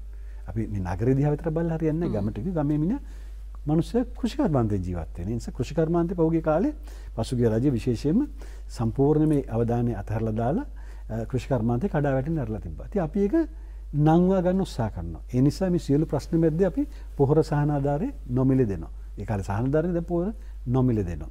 කෘෂි කර්මාන්තය සඳහා බොහෝ සහතික මිල ගොවියාට වී ගොවියාට 32 ඉඳන් 50ට වැඩි කරා. ඒ වගේ අනිත් භෝග වලටත් ඒක වැඩි කරලා තියෙනවා. ප්‍රතිඅපනයන නතර කරලා ගම්මිරිස්සු වගේ දේවල් වගා කරපු ගොවියන්ට අවස්ථාව ලැබලා තියෙනවා. පිට රටින් ආනයන කරපු බොහෝ භෝග తాවකාලික හෝ අපි පාලනය කරලා මිනිස්සු මේ චෝදනා කරාට මේවා නතර කරපු එක හොඳ නැහැ කියලා කහ ගන්න උදාහරණයක් වශයෙන්. දැන් කහ ගෙන්නන එක නතර කරපු එකකින් කහ අර්බුදයක් ඇති වුණා කියලා කිව්වට දැන් ඒකේ අවසාන ප්‍රතිඵලය මොකද්ද? අපිට තව මාස 6ක් යනකොට කහ පිටරටට යන්න පුළුවන්. අතිරික්තයක් එන මොකද අපේ ගොවියෝ වව්වා. මේ පහුගිය කාර්තුව බැලුවහම අපේ කර්මාන්ත ක්ෂේත්‍රයේ කඩා වැටලා තිබුණාට කෘෂි කර්මාන්ත ක්ෂේත්‍රයත් යම්කිසි ප්‍රතිශතකින් වැටලා තිබුණාට උගාක් මේ අලුත් සාමාන්‍ය කෘෂි නිෂ්පාදන වී එළවලු වගේ දේවල් වැඩේරු වගේ දේවල් නිෂ්පාදනය වැඩි වෙලා තියෙනවා. අස්වැන්න වැඩි වෙලා තියෙනවා. මොකද දැන් මේ කෘෂි කර්මාන්ත ගැන කතා කරා ඔබතුමා. නමුත් දැන් කාලයක් තිස්සේ තියෙන දේ තමයි දේශීය කර්මාන්ත ගත්තම කර්මාන්ත සහ ආයෝජන. අපි දැක්ක දැන් ජනප්‍රිය මාතෘකා තිබුණා. කුලියාපිටිය ෆොක්සගන් කර්මාන්තශාලාව ගැන කතා කරා. හොරණ ටයර් කර්මාන්තශාලාව ගැන කතා කරා. නමුත් තවමත් නැහැ. ෆොක්සගන් රථයක් පිටරට ඉඳන් එන්නත් කාලේ ගිහිලා තියෙනවා. තවම හැදලා නැහැ. මචං ඒකට මේ දැන් පුතුමලගේ ආණ්ඩුවත් දැන් කතා කරනවා ආයෝජන ගැන හම්බන්තොට ටයර් කර්මාන්තශාලාව ගැන. ඒකට මේවත් අර කුලියාපිටිය ෆොක්සගන් කර්මාන්තශාලාව නොවෙන්න මොකක්ද තියෙන ප්‍රායෝගික වැඩපිළිවෙල? නෑ ඔබතුමා කියපු සියලු දේවල් යහපාලන සුරංගනා කතානේ. ඔව්. ඒගොල්ලෝ සුරංගනා කතා ගොඩාක් කිව්වා. අර ක්‍රිස්ටියන් ඇන්ඩර්සන්ගේ සුරංගනා කතා පොතක් වගේ තමයි ඒගොල්ලෝගේ කතාව. ඔබතුමාලා සුරංගනා කතා අපි සුරංගනා කතා කියන්නේ අපි ප්‍රායෝගිකව කරන දේ කියනවා. දැන් අපි දේශීය ව්‍යවසායකයන් නගා සිටවන්න ඕන නිසා තමයි ඔහුව ශක්තිමත් කරන්න ඕන නිසා තමයි දේශීය ව්‍යවසායකයන්ට නිෂ්පාදනය කරන්න පුළුවන් දේවල් පිටරටින් ගෙනන එක අඩු කරලා තියෙන්නේ. පාලනය කරලා තියෙන්නේ. එහෙම නැතුව දේශීය ව්‍යාපාරිකයා ගැන කතා කරලා වැඩක් නැහැ. දේශීය ව්‍යාපාරය අපි සහන දෙන්න ඕනේ. අද බලන්න මේවර ආයෙවෙන් අලුත් ව්‍යාපාරයකට අලුතෙන් ව්‍යාපාර වටන් යන තරුණ තරුණියන්ට රුපියල් 5 ලක්ෂය දක්වා ගන්න පුළුවන් සහන මිල 104ක පොලියට ණයක් ගන්න පුළුවන්. ඒව තමයි අපි කරන්න ඕනේ දේශීය ව්‍යාපාරිකයා ගොඩනගන්න. දේශීය ව්‍යාපාරිකයා ගොඩනගන්නට මේ අර කර්මාන්තය කියනවා මේ කර්මාන්තය කියනවා කී නෙමෙයි කරන්න ඕනේ. ඒ අයගේ තියෙන සැබෑ ගැටලු වටහාගෙන ඒවට විසඳුම් සොයන්න මේ රජය කරන්නේ ඒකයි. අපි මේක විශ්වාස කරන දේශීය ව්‍යාපාරිකයන් නම් ගන්නවද කියලා මම මුලින්ම කිව්වා අර ජනතා කේන්ද්‍රීය ආර්ථික ප්‍රතිපත්තිවල තියෙන ප්‍රධාන කරුණු හතරෙන් එකක් තමයි. ඉතින් ඒ සඳහා අවශ්‍ය කරන ප්‍රතිපත්ති තීන්දුව අපි ගන්න. අපි ඔවුන්ගේ බදු අඩු කරලා තියෙනවා. බදු සරල කරලා තියෙනවා. ණය පහසුකම් ඇති කරලා තියෙනවා. බලන්න පොලි අනුපාතයද? පොලි අනුපාතය කොහෙද තිබුණේ ඒ කාලේ? අද මොකද තත්ත්වය? සාමාන්‍ය පොලි අනුපාතයට වඩා අඩු පොලියට මේ නව ව්‍යවසායකට අපි අවස්ථාවක් එකතු කරන්න කැමතියි. දැන් සමහර රාජ්‍ය බැංකු වලට ගියාට පස්සේ කියන දෙයක් තමයි ජනතාව දැන් මේ තාම චක්‍රකේ ලැබිලා නැහැ. මේ ප්‍රවෘත්ති වල කිව්වට අපි ගියාට පස්සේ අපි එලව ගන්නවා අපිට ණය දෙන්නේ නැහැ. දැන් ජනාධිපතිතුමා අගමැතිතුමා රජයේ තීන්දුව ගත්තම පසුවිපරම් කිරීම නිලධාරී මට්ටමින් වෙනවද? ඒක හරියට වෙනවද? මොකද ජනතාවගේ යම් පැමිණ තියෙනවා අපි බැංකුවට ගියාට පස්සේ ඔය කියන දේ එතන නැහැ කියලා. එතනදී මම ඔබත් එක්ක එකඟ වෙනවා. මොකද අපේ මේ යාන්ත්‍රණය කියන එක හරියාකාරව තාම ක්‍රියාත්මක වෙන්නේ නැහැ. ඒකටත් මම ඔබට හේතුව කියන්නම්. දැන් පසුගිය කාලේ මම හැමතිස්සෙම පහුගිය කාලේ වැරදි කියනවා නෙවෙයි. නමුත් මේක නොකිය බෑ. මම එකපාරක් මේ කෙනෙකුට උදාහරණයක් කිව්වා. යම් කිසි කෙනෙකුට නැවක් බාර දීලා නාවක කප්පිට්ටුවකට නාවක පිරිසකට යම් කිසි දිශානතයකට ගෙනියන්න කියලා කිව්වහම මේ නැව ක්‍රියාත්මක කරමින් මේ ගමන යන්න එපා. ආණ්ඩුවක් කියලා කියන්නේ නැවක් වගේ. පහුගිය ආණ්ඩුව මොකද කරේ? නැව මුද මැද නතර කරලා කප්පිට්ටය ඔක්කොම ටික ගියා ප්‍රතිවාදීන් දඩේමේ. අවුරුදු 4ම කරේ නැව හරි දිශානතයකට ගෙනියන එක නෙවෙයි ප්‍රතිවාදීන් දඩයන් කරන එක. හැමදාම අපි දවස්වල දැන් අද ඔයාලා කොවිඩ් ගැන කතා කරනවා වගේ ඒ දවස්වල මොනවද මේ රූපවාහිනී නාලිකාවක් දැම්මම යන්නේ? කාටද නඩු දාන්නේ? කාවද කොමිෂමට මේ කොමිෂමට ගෙනියන්නේ? කාවද FCID? ඒක නේද අපි අවුරුදු 4ක්ම දැක්කේ. ඒ නාටකය තමයි අපි දැක්කේ. ඉතින් ඒ නිසා තමයි අනිත් සියල්ල අමතක වෙලා ගියේ. මේ ඒ අතරේ රාජ්‍ය සේවකයෝ 2000කට වැඩි පිරිසක් මේ FCID බ්‍රයිබරි කමිෂන් ගිහිල්ලා ඔවුන්ගේ ප්‍රශ්න කරලා ඔවුන් බය ගන්නලා මේ මහා බීතිකාවක් ඇති කර වැඩ කිරීම සම්බන්ධයෙන්. අන්තිම රාජ්‍ය සේවකයෝ යම්කිසි තීන්දුවකට ආවා මේ මොකද නොකර අස්සනක් ගහන්න නැතුව ඉන්න එක තමයි හොඳ වැඩේ. ඒ මොන හරි කර අස්සන් කළා තිබුණොත් ඊළඟ ආණ්ඩුව ආව FCID යන්න වෙයිද නැහැ. බ්‍රයිබරි කමිෂන් යන්නේ දන්නේ වැඩ නොකර හිටියාම ඇඟට ගුණයි. ඒ නිසා අර නෞකාව මලකඩ ගන්න පටන් ගත්තා. අර යන්ත්‍රෝපකරණ නතර වෙන්න පටන් ගත්තා. නැව සුලිසුලකට අහුණා වගේ අයාල යන්න පටන් ගත්තා. දැන් අපිට බාර දුන්නේ දිශානතිය වරද්දාගත්ත මලකඩ කාපු නැවක්. දැන් අපි හරි දිශානතියට ඒ නැව ගෙනියනවා. හැබැයි අර මලකඩ සූරන්න ටික කාලයක් යනවා. මේ යන්ත්‍රෝපකරණ ආයි වැඩ කරවන්න ටික කාලයක් යනවා. නිලධාරීන් ආයි පණ ගසලා ගන්න ටික කාලයක් යනවා. ඒක අපි ආපු පළියෙන් පහෝදා ඉඳන් වෙනස් වෙන්නේ නැහැ. ඒක තමයි ඔබ කියන ප්‍රශ්නේ. එමෙතුමා දැන් ඔබතුමා ඔය කියන්නේ දැන් පසුගිය පාලනයන් පිළිබඳව චෝදනාත්මකව කතා බහ කරනකොට දැන් ජනාධිපතිවරණයේදී ලක්ෂ 69ක් ඡන්දය ලබා දුන්නා. මහමැතිවරණයේදී ලක්ෂ 68ක් ලබා දුන්නා. 3න් 2ක බලයක් සමගින්. ඒ ඡන්ද දායකයා මේ වන විට සතුරුදායක මට්ටමක ඉන්නවා කියලා ඔබතුමා ඔය කියන්නේ. අපිට බට හිතන්න දෙයක් නැහැ නේ. ඒක ඒගොල්ලෝ ඔප්පු කරලා ඉවරයිනේ. දැන් බට අවසාන මාස 3 ගැන කියන්න බෑ. හැබැයි මට කියන්න පුළුවන් අගෝස්තු මාසේ 5 වෙනිදා වෙන විට ජනතාව සතුටින් හිටියා කියලා. මොකද ජනාධිපතිතුමාට 2019 නොවැම්බර් මාසේ 16 වෙනිදා හම්බුනේ 52යි ඡන්ද. අපිට මේ අවුරුද්දේ අගෝස්තු මාසේ 5 වෙනිදා හම්බුණා 59ක්. ප්‍රතිශත ඉහළ ගිහිල්ලා.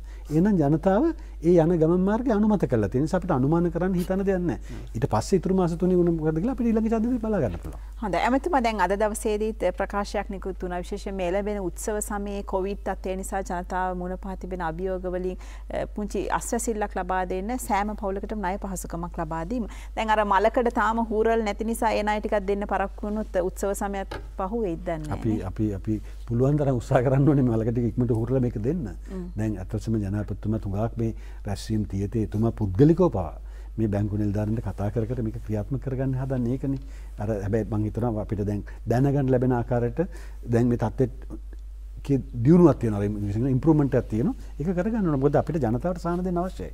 මොකද මේක ජනතාවාදී ආණ්ඩුවක්. මේ ජනතාව ගැන හිතන ආණ්ඩුවක්.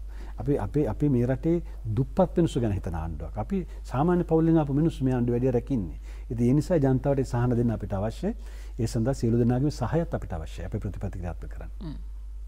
ඒ වගේම ඔබතුමා ආර්ථිකය සම්බන්ධයෙන් විශේෂඥ දැනුමක් තිබෙන නිසාවෙන් මම මේ ප්‍රශ්න යොමු කරන්නේ. දැන් ශ්‍රී ලංකාවේ ප්‍රධානතම ආදායම් මාර්ග ඇඟලුම් සංචාරක වෙන්න පුළුවන්, විදේශීය ශ්‍රමිකයන් වෙන්න පුළුවන්. මේ සියල්ලම මේ වන විට කඩා වැටලා තියෙන තත්වයක් එක්ක මේ ආර්ථිකය හසුරුවා ගැනීම ඉදිරි වසර අපි 5ක කාලයේ ගම්කු ජනාධිපතිවරණයේ සිට ඒක කොයිතරම් අභියෝගයක්ද?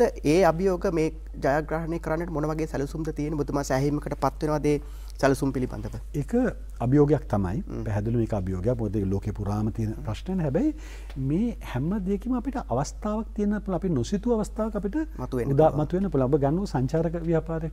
දැන් සංචාරක ව්‍යාපාරය මුළු ලෝකේ පුරාම කඩවැටලා තියෙන්නේ. වසරකට බිලියනකට වැඩි පිරිසක්, වන්ද බිලියන 1.4ක විතර ප්‍රමාණයක් සංචරණය යෙදෙන ලෝක සංචරණය. දැන් මේ වෙලාවේ සියල්ල නතරලා තියෙනවා. හරි.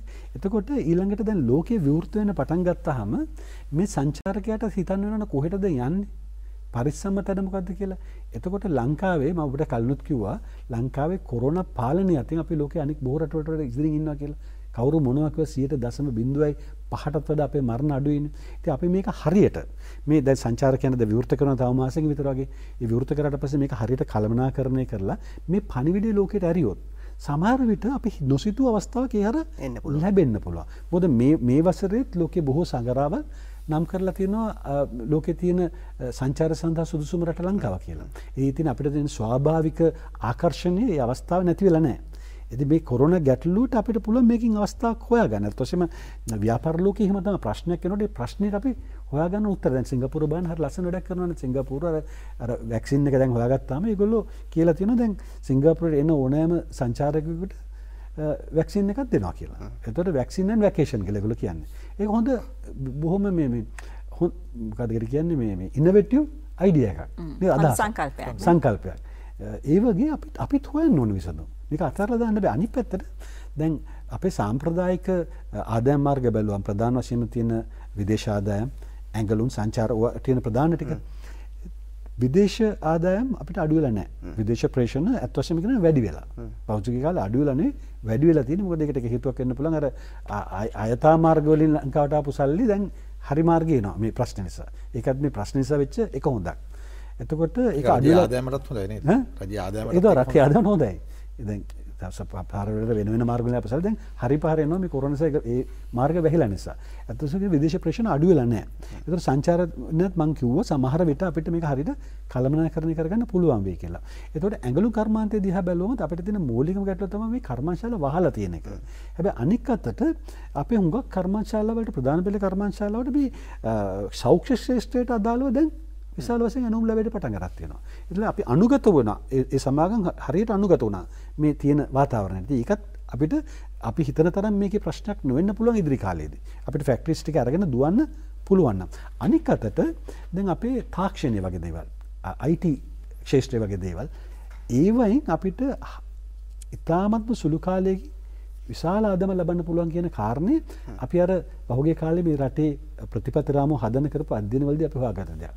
දැඟලු කර්මාන්තේ බිලියන 5ක් කරනකොට මේ IT ක්ෂේත්‍රයේ තිබුණේ බිලියනයි. හැබැයි බිලියන 5ට ගෙනෙන වැඩි කාලයක් යන්නේ හරියට කරොත්.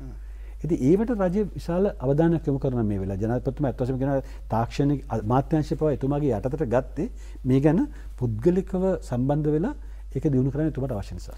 දැන් ඔබතුමා සඳහන් කරා විශේෂයෙන්ම අපිට මේ විදේශිකයන්ගේ පැමිණීම පිළිබඳව ඉතාම හොඳ සාධනීය තත්ත්වයක් තියෙනවා. අපි කොරෝනා පාලනය සම්බන්ධයෙන් ඉහළ තැනක ඉන්නවා කියලා ලෝකේ අනිත් රටවල් එක්ක බලනකොට.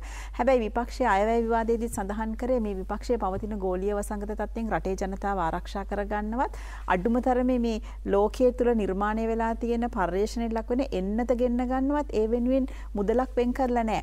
ඊට වැඩිය මාර්ග සංවර්ධනයට මුදල් වෙන් කරලා තියෙනවා කියලා. කොහොමද ඉස්සෙල්ලාම රටේ ජනතාව ආරක්ෂා කරගන්නට ක්‍රියාවලිය කොහොමද විශේෂයෙන්ම මේ ගෝලීය වසංගත තත්ත්වය සහ අනිකුත් පහසුකම් එක්ක? දැන් මම ඔබට කිව්වනේ අපි වෙන මොනවත් කතා කරන්න ඕනේ නැහැ නේ සංඛ්‍යාලේඛන දිහා බලන්න.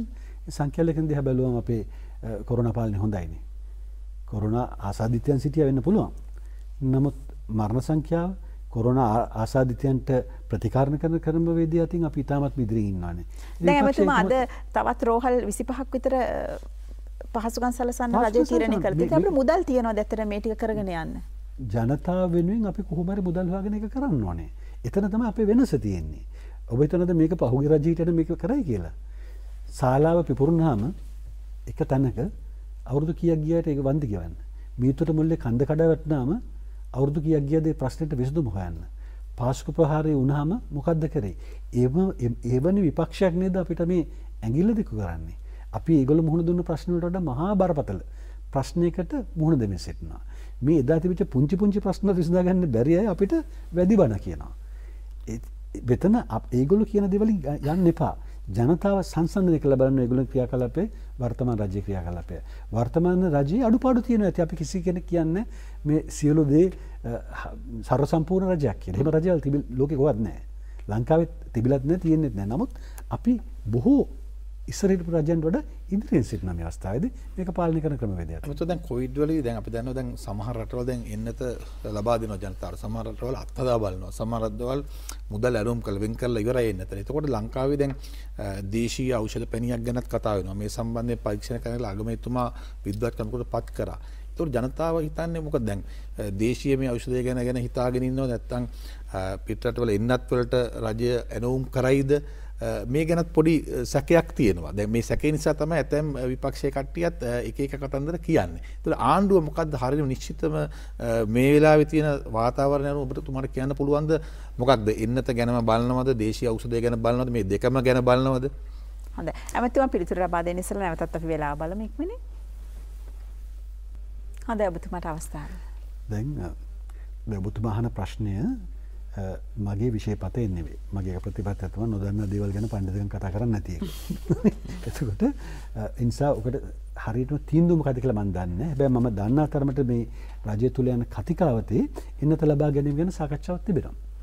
ඒ නිසා මම හිතනවා ඒ ගැන යම්කිසි සෞඛ්‍ය ශ්‍රේෂ්ඨ විසින් ඉදිරියේදී යම්කිසි ප්‍රකාශනයක් කරાવી කියලා. මම නමුත් මට හරියටම ආණ්ඩුවේ තීන්දුව මොකද්ද කියලා මේ වෙලාවේ කියන්න බෑ. ඒක දැන් අපි ගොතෝ එන්නතක් WHO එකෙන් අනුමත කරොත් හෝ දේශීය ඖෂධය සාර්ථකයි කියලා ඒ වෛද්‍ය මණ්ඩලයෙන් නිගමනය කළොත් නොමිලේ ඒක ලබා දෙන්න රජය සූදානම් ජනතාවට. ඒකට කතිකාවතක් තියෙනවා මේ වෙලාවේ.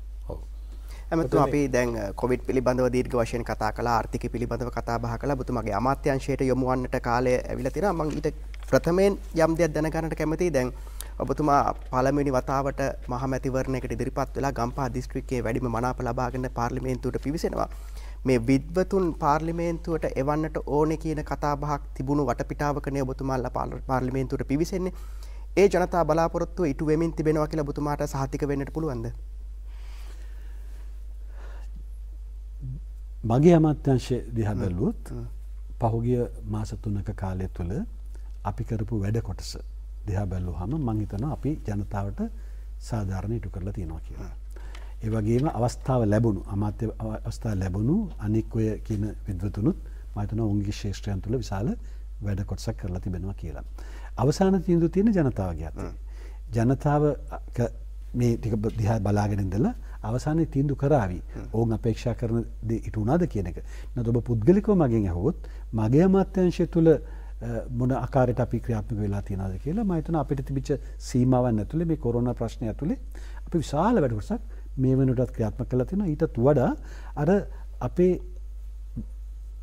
සැලසුම් කරන්නේ ගෝඨාභය රාජපක්ෂ මහත්මයාගේ තිබුණේ ඒකනේ බලයට එන්න කලින්ම සියල්ල සැලසුම් කරලා තිබුණානේ.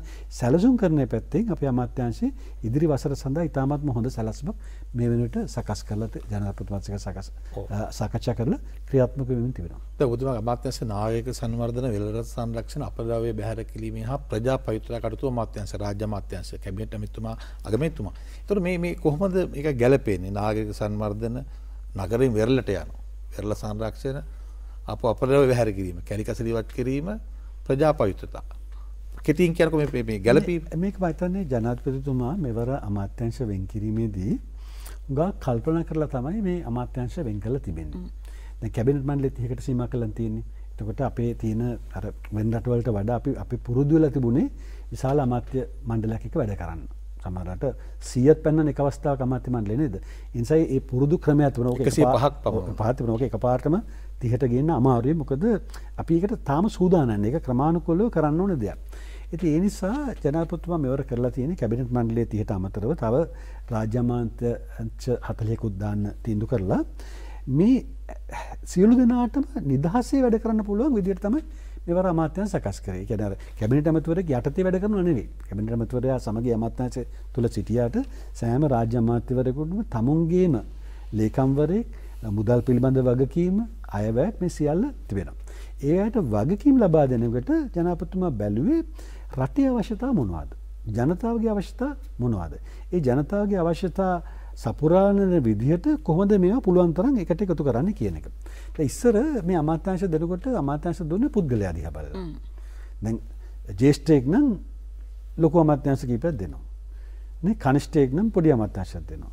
හැබැයි අමාත්‍යාංශ කෙනෙකුට ගැලපෙනවද කියලා බැලුවේ නැහැ. උදාහරණයක් වශයෙන් බලන්න පහුගිය ආණ්ඩුවේ මහා මාර්ග ඇමතිම තමයි අධ්‍යාපන ඇමති. දවබහව ප්‍රශ්නේ උසස් අධ්‍යාපන. ඔය දෙක කොහොමද ගැලපෙන්නේ? උසස් අධ්‍යාපනය කියලා කියන්නේ අධ්‍යාපනය වල පාරේ යන්න වෙන පාරට බහින්න වෙනවා කියන එකද?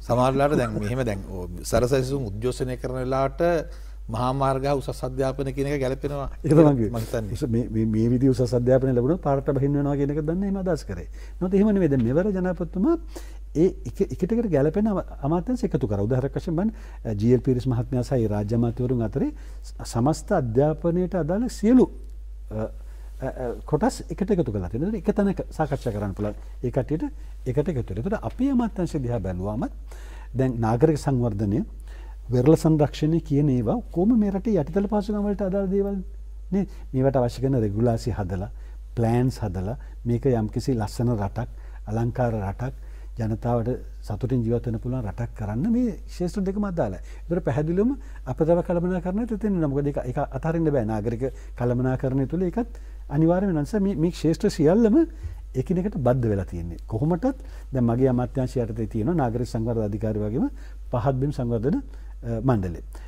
එතකොට ඒකෙන් තමයි පළවෙනි එකකින් නගර සංවර්ධනය කරද්දී අර කසල කළමනාකරණය සඳහා ඉඩකඩම් වෙන් කරලා දෙන්නේ ඒවට පහසුකම් සැලසුවේ අනික් අධිකාරී. ඉතින් මේ දෙක දැන් එකට ගෙනල්ලා තියෙනවා. ඒක නැමතුමා දැන් පෞද්ගලිකව ගත්තොත් ජනාධිපතිතුමා ලේකම් ධූරයේ දරූ ජනාධිපතිතුමා ප්‍රිය කරන අමාත්‍යාංශයක් ඔබතුමාට ලැබිලා තියෙන්නේ. ඒ අභියෝගයත් එක්ක ජනාධිපතිතුමා ලේකම්වරයා වශයෙන් සිටින කාලයේදී දැනෙන වෙනසක් සිදු කළ අමාත්‍යාංශය. ඔබතුමා මේ අභියෝගය එතනින් ඉදිරියට ගෙන යන්නට සූදානම්. අනිවාර්යයෙන්. මොකද ජනාධිපතිතුමා තමයි මේ නාගරික සංවර්ධනයේ විශාල වෙනසක් කරපු පුද්ගලයා ඉතිහාසයේ. මේක අලුතෙන් මිනිස්සු කතා කරන විෂය බවට එයා පත් කරා. මොකද ජනාධිපතිතුමාගේ හැමදාම තිබිච්ච ශක්තිය සහ අදත් තියෙන ශක්තිය තමයි යාට උඟක් ඉස්සරහා පේනවා. අනාගතය පිළිබඳ දැක්මක් තියෙනවා. ඒ වගේම අභියෝගයකට මුහුණ දෙන්න සූදානම්. එතුමා නාගරික සංවර්ධන අමාත්‍යාංශයේ ලේකම්වරයා වශයෙන් පත් වෙනකොට කොළඹ තිබුණේ ගඳ ගහන නගරයන්. ඔබට ආපහු ගිහලා බලන්න පුළුවන් නම් 2009 කොළඹ ඇවිදින්න බැර කුණු කඳු ගොඩ ගහලා ගඳ ගහන නගරයක් තිබුණේ. එතුමාට තිබිච්ච මමත් ඒ කාලේ එතුමා සමග නාගරික සංවර්ධන අධිකාරිය අධ්‍යක්ෂවරයෙක් වශයෙන් පත් කළා තිබුණා. අපිට තිබිච්ච ලොකු ප්‍රශ්නයක් මේ කොළඹ කුණු සුද්ධ කරන්න කොහොමද කියන්නේ. ඒ තරම් සරල මේ පොඩි තැනක අපිට පටන් ගන්න ඕනේ. නැත්නම් එතුමා ඒක ගෙනිච්චා කොළඹ නගරයේ ආසියාවේ වේගීම සංවර්ධන වෙන නගරය කියලා සම්මානය ලබා ගන්න තත්ත්වයකට ගෙනිච්චා. ඒ වගේම එතුමා හුඟක් මේ ශේෂ්ඨ ගණනාවක තුරදිග හිතලා වැඩ පටන් ගත්තා. උදාහරණයක් වශයෙන් බලන්න දැන් මීතොට මුල්ලේ කුණුකන්ද පසුගිය ආණ්ඩුව කඩා වැටෙන වෙලේ එතුමා මුලින් සැලසුම් කරලා තිබිච්ච විදිහට එතුමාගේ කාලේ සැලසුම් කරලා තිබිච්ච කුණුකන්ද අරුවක් කාල වලට ගෙනියන වැඩසටහන ක්‍රියාත්මක කරාන ওই ප්‍රශ්නෙට හරි විසඳුම ඒ වෙලාවේ ලැබෙන්න තිබුණා. ඒ වගේ ඔය දැන් මැනින් මාකට් එක මේ දැන් අපි අරින මැනින් මාකට් එක ඒක හදන්න පටන් ගත්තේ 2011 සැලැස්මක් අනුව. එතකොට නාගරික පුනර්ජීවන වැඩසටහන හරහා මේ නිවාස 50000ක් හැදීම වැඩසටහන.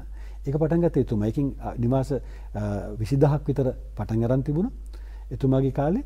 නමුත් පහුගිය ආණ්ඩුව එක නිවසක් අලුතෙන් හදලා දුන්නේ දුන්නේ අපි හදලා භාගයට හදලා තිබිච්ච නිවාස 8000ක් විතරයි. ඉතින් ඒ නිසා එතුමා එතනින් පටන් අරන් ඉස්සරහට යන්න මට විශාල අභියෝගයක් තියෙනවා. මොකද මේ සපත්තු දෙක සෑහෙන ලොකුයිනේ. හැබැයි මට තියෙන වාසිය තමයි එතුමා එදා වගේම අදත් මේ විෂයට බොහොම ආදරෙයි. ඒ නිසා එතුමාගේ සහයෝගයක් තියෙනවා. අගමැතිතුමාගේ සහයෝගයක් තියෙනවා. මේ අපි සියලු දෙනාම එකට එකතු වෙලා එකට සාකච්ඡා කරලා මේ ගමන යන්නේ. ඒ නිසා අපි විශ්වාස කරනවා අපිට වෙනසක් කරන්න පුළුවන් කියලා. ඇමතුමා දැන් නාගරික සංවර්ධනය පිළිබඳව කතා බහ කිරීමේදී අපිට ඍජුවම ජනතාව දිහා බලන්න වෙනවා. අපි දකිනවා මේ සංවර්ධනය වෙමින් පවතින රටක් නිසා ඒ ජීවන රටාවට ඒ සමාජ මට්ටමට හුරු වුණු ජනතාව මේ සංවර්ධනයත් එක්ක වෙනත් තැනකට ගෙනියන්න පුංචි අපහසුතාවයක් තියෙනවා. කොහොමද සැලසුම් දියත් කරන්න බලාපොරොත්තු වෙන්නේ? තවමත් සංවර්ධනය නොවුණු අපේ රටේ තදාසන්න නගරවල තියෙන යම්කිසි අඩුපාඩුකම් ටික විසඳා ගන්න කොහොමද ඔබතුමාගේ අමාත්‍යාංශයේ සැලසුම්? ඇත්තටම කියනවා අපි අර 2011 පටන් ගත්ත 2010 පටන් ගත්ත ගමන දිගටම ගියා නම් මේ වන විට විශාල වෙනසක් මේ රටේ කරලා තියෙන තිබුණා. අවසනාවට වගේ ගමන කඩා වැටුණා. දැන් අපි එතනින් පටන් ගන්නට ඕනේ. දැන් ජනතාවගේ පැත්තෙන් බැලුවාම ජනතාවට තියෙන මූලික අවශ්‍යතා අපි තේරුම් ගන්න එපා. අද අපි විශ්වාස කරනවා මම හිතන ඔබත් විශ්වාස එකඟ වෙනවා ඇති කියලා. ජනතාවට තියෙන මූලිකම ගැටලුව තමයි නිවාස ගැටලුව. විශාල පිරිසක් කුලී නිවාසවල ඉන්නවා. විශාල පිරිසක් හරියාකාරව නිමුන් නැති නිවාසවල සිටිනවා. නිවසක් ඉවර කරගන්න බැරුව ඉන්නවා. මේ නිවාස ගැටලුව කියන එක බරපතල ලෙස තියෙනවා. ඒ වගේම මේ ජනගහනය වැඩි වීමත් එක්ක මහල් නිවාසවල අවශ්‍යතාව දැඩි ලෙස තිබෙනවා. ඒ නිසා තමයි එතුමා පටන් ගත්තේ ජනාධිපතිතුමා නාගරික සංවර්ධන අධිකාරී ලේකම්වරයා වශයෙන් ඉදී මේ පැල්පත් වාසීන් සඳහා නිවාස සෑදීමේ වැඩපිළිවෙල. එතකොට එතුමා සංගණනයක් කරා. පටන් ගත්තේ කොළඹින්. ඒ සංගණනයේදී හඳුනාගත්තා ගෙවල් දල වශයෙන් 60000ක් විතර. පවුල් 60000ක් විතර මේ පැල්පත් වාසීන් ඉන්නවා කොළඹ නගරය තුල. ඒතකොට මේ පැල්පත් වාසීන් සඳහා අලුතෙන් මහල් නිවාස හදන්න ඕනේ මේ 60000ක් ගෙනියන්න කියලා. ඒතකොට ඒක විශාල වියදමක් යන වැඩක්. දැන් මේක ආණ්ඩුවට සල්ලි දාලා මෙතරම් විශාල ප්‍රමාණයකට මහල් නිවාස හදන්න බැහැ. නිසා එතුමා සැලැස්ම සකස් කරා. ඒ සැලැස්ම තමයි තනින් තන ඔය වතු වල හැම විසිරලා තිබිච්ච පැල්පත් වාසීන් කණ්ඩායම් වශයෙන් හඳුනාගෙන ඒ එකවත්තක් හඳුනාගෙන ඒ ඇයට මහල් නිවාස සංකීර්ණයක් හදලා දීලා ඒ අය වෙතන ගෙනියනවා. ඒ ඉඩ ප්‍රමාණය යම්කිසි ව්‍යාපාරික කටයුත්තකට යොදවලා ඉන් මුදල් ලබාගෙන ඊළඟ වත්ත වෙන තැනකට ගෙනියන්න මුදල් භාවිතා කරන විදිහට ඒක වැඩේ පටන් ගත්තට පස්සේ ඒක ආයෝජන ක්‍රියාවලිය බවට පත් වෙනවා. මේකේ අවසාන අරමුණ අර 60000ටම නිවාස සාදා දීම. ඒ අනුව 2011 2014 කාලය තුල ගෙවල් 20000ක් හදන්න පටන් ගන්න තිබුණා. ඒ ගෙවල් 20000න් 12000ක් ඒ කාලය තුල ඒ නිවැසියන්ට ලබා දීලා තිබුණා. ඒ කියන්නේ යම් කිසි කෙනෙකුට තමන් ඉන්න තැනින් ඒ ඉඩම ගන්නවා. එයාට නිවස ලැබෙන 12000ක් ගිහලා තිබුණා. ගෙවල් 8000ක් හැදෙමින් තිබුණා. ඊට පස්සේ අලුත් ආණ්ඩුව ආවට පස්සේ මේ ගෙවල් 8000 නිම වුණා. ඔවුන්ගේ කාලය තුල සමහර වෙලාවට ඒ අය දුන්නේ ඒ ගෙවල් දුන්නේ අර මුලින් බලාපොරොත්තු වෙච්ච පවුලට නෙවෙයි. ඒ නිසා වෙන අයට දුන්නේ. ඒගොල්ලන්ගේ දේශපාලන හිතවතුන්ට දුන්නා. දැන් ඒ නිසා අර ඉඩම නිදහස් කරගන්න බෑ. දැන් අර හිටපොය තාමත් ඉන්නවා. මුලින්ම දෙන්න හිටන් හිටපොය තාමත් ඉන්නවා. ගෙවල් ටික දීලා ඉවරයි. ඒ වගේ ගැටලුත් රාශියක් දැන් මම මේ අවස්ථාවේ මුහුණ දෙමින් සිටින නිසා අර ඒ ඉඩම නිදහස් කරගෙන ඒක යම්කිසි ආයෝජනයකට යොදවලා ඒ මුදල් ඊළඟ ගෙවල් සෑදීමේ ක්‍රියාවලියට යොමු කරන්න දැන් අමාරුයි. ඒ වගේ ප්‍රශ්නත් ඇති වුණා. ඇත්ත වශයෙන්ම කියනවනේ මේ මම පාර්ලිමේන්තුවේදී මේක කිව්වා. අඩු ආදායම් ලාභීන් සඳහා අලුතෙන් පටන් ගන්න තිබුණේ ගෙවල් 450ක් පමණයි. මේ අවුරුදු 5ට. මම දන්නේ මේක කවුරුත් විශ්වාස කරනවා. මේ මහල් නිවාස ගැන මම කතා කරන්නේ. 450 ඉවර කරලා තිබුණේ නැහැ. එතකොට අපි ඇවිල්ලා මේ ජනාධිපතිතුමා පත් වුණාට පස්සේ මේ වන විට අපි ගෙවල් 7000ක් අලුතෙන් පටන් ගන්නක් තියෙනවා. අර අවුරුදු 5ටම 450යි. අපි ගෙවල් 7000ක් අලුතෙන් පටන් ගන්න තියෙනවා. අපි වේගවත් නිවාස ගොඩනැගීමේ ව්‍යාපාරයක් පටන් ගන්නවා. ඊට පස්සේ ඊට අමතරව නිවාස සෑදීම අපි කොටස් කීපයකට වෙන් කරලා තියෙනවා. එකක් තමයි මේ පැල්පත් වාසීන් සඳහා නිවාස සෑදීම. ඒ වගේම තව එකක් තමයි මධ්‍යම පාන්තිකයන් සඳහා රාජ්‍ය සේවකයෝ පෞද්ගලික අංශයේ වැඩ කරන මධ්‍යම පාන්තිකයන් සඳහා සාධාරණ මිලකට ලබා ගන්න පුළුවන් නිවාස සකස් කිරීමේ වැඩ පිළිවෙලකට අපි පටන් ගන්න තියෙනවා. ඒකත් දැන් ගෙවල් 5000ක විතර සැලසුම් දැන් සකස් කරලා තියෙනවා. ඊට අමතරව තාම පටන් ගත්තේ නැති ඊළඟට අපිට කරන්න ඕන දෙයක් තමයි නාගරික ප්‍රදේශවල කුලියට ගන්න පුළුවන් නිවාස ගොඩනැගීම. එතනදී අපිට පොඩ්ඩක් පොඩි අසුරතාවක් තියෙනවා. මොකද අර පළවෙනි එකේ අපිට ගෙදර විකුණලා සල්ලි අරගෙන ඊළඟ ආයෝජනයට යොදන්න පුළුවන්. දැන් කුලියට දීම සඳහා අපි ගෙවල් හැදුවොත් ඒක අපිට විකුණන්න බෑනේ. ඒ නිසා අපිට රජයෙන් මුදල් ලබා ගන්නවා මේ වැඩ පිළිවෙල සඳහා. ඉතින් ඊට අමතරව ඉහළ මධ්‍යම පාන්තිකයන් සඳහා සමහර තැන්වල අපි නිවාස සංකීර්ණ ගොඩනගනවා. මොකද ඒකිනුත් අපිට ආදායම් ලබාගෙන ඒ මුදල් වෙන් කරන්න පුළුවන් අර සාමාන්‍ය මධ්‍යම පාන්තිකයන්ගේ නිවාස සාදා ගැනීම සඳහා. ඒ වගේම තවත් දෙයක් තමයි අපි කරන්න උත්සාහ කරන මේ හරහා අපේ මේ කන්ස්ට්‍රක්ෂන් ඉන්ඩස්ට්‍රියට ගොඩනැගීම් කර්මාන්තයට අවස්ථාවක් ලබා දෙන එක. පුද්ගලික අංශය සම්බන්ධ කරගන්න එක මේකට. එතකොට පුද්ගලික අංශයටත් උත්තේජනයක් ලැබෙනවා. ඕනෑම රටක මේ ආර්ථිකය යලි ගොඩනංවනකොට මේ ගොඩනැගීම් කර්මාන්තයට තමයි ඉස්සෙල්ලම ඒකට උත්තේජන දෙන්න පුළුවන්. ඒ නිසා අපි ඒ අයට අවස්ථාව දුන්නාම ඒ හරහා විශාල පිරිසක් වැඩ කරන නිසා මේ කර්මාන්තයේ මුදල් සංසරණය වැඩි වෙනවා. ආර්ථිකයට දායකත්ව වෙනවා වගේ විශාල වැඩ කොටසක් වෙනවා. මේක උදාහරණ පමණයි අපේ අමාත්‍යාංශය හරහා. මම දැන් මේ පෑලියගොඩ නව මැරින් වෙළඳ සංකීර්ණය ගැනත් මම හිතන්නේ පසුදා විවෘත වුණා. නමුත් යම් උසුම් තත්ත්වයන් ඇති වුණා. උපවාස තිබුණා. ඔබතුමා ගිහලා සාකච්ඡා කරා. අගමැතිතුමාගේ උපදෙස් ලැබුණා. මොකද්ද කොහොමද මේක විසඳුවේ? තාම මේක විසඳිලා නැද්ද? අලුයට ගිනිපුපුරු වගේ තියෙනවද? මැනින් වෙළඳ පොලේ කතාව ඔබතුමා අහපෙකට මම ස්තුතිවන්ත වෙනවා.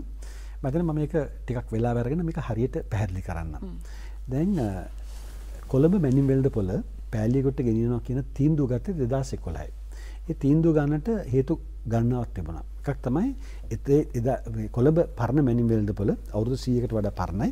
මේ පරණ මැනින් වෙළඳ පොළ ඉතාමත්ම ජනාකීර්ණ තැනක තිබුණේ. මේකට රථ වාහන එනකොට යනකොට නගරයේ විශාල තදබදයක් ඇති වෙනවා. එතන ඉන්න සේවකයන්ටත් ඉතාමත්ම අඩු පහසුකම් තිබුණේ. දුර පළාතින් ඉඳන් ඉන්න රියදුරෙකුට සේවකයෙකුට විවේක ගන්නවත් තැනක් නැහැ. ඒ නිසා බොහොම ඊට අමතරව එතන තියෙන නරක වෙන එළවලු වගේ දේවල් අයින් කරන්න ගියාමත් ලොකු ප්‍රශ්නයක්.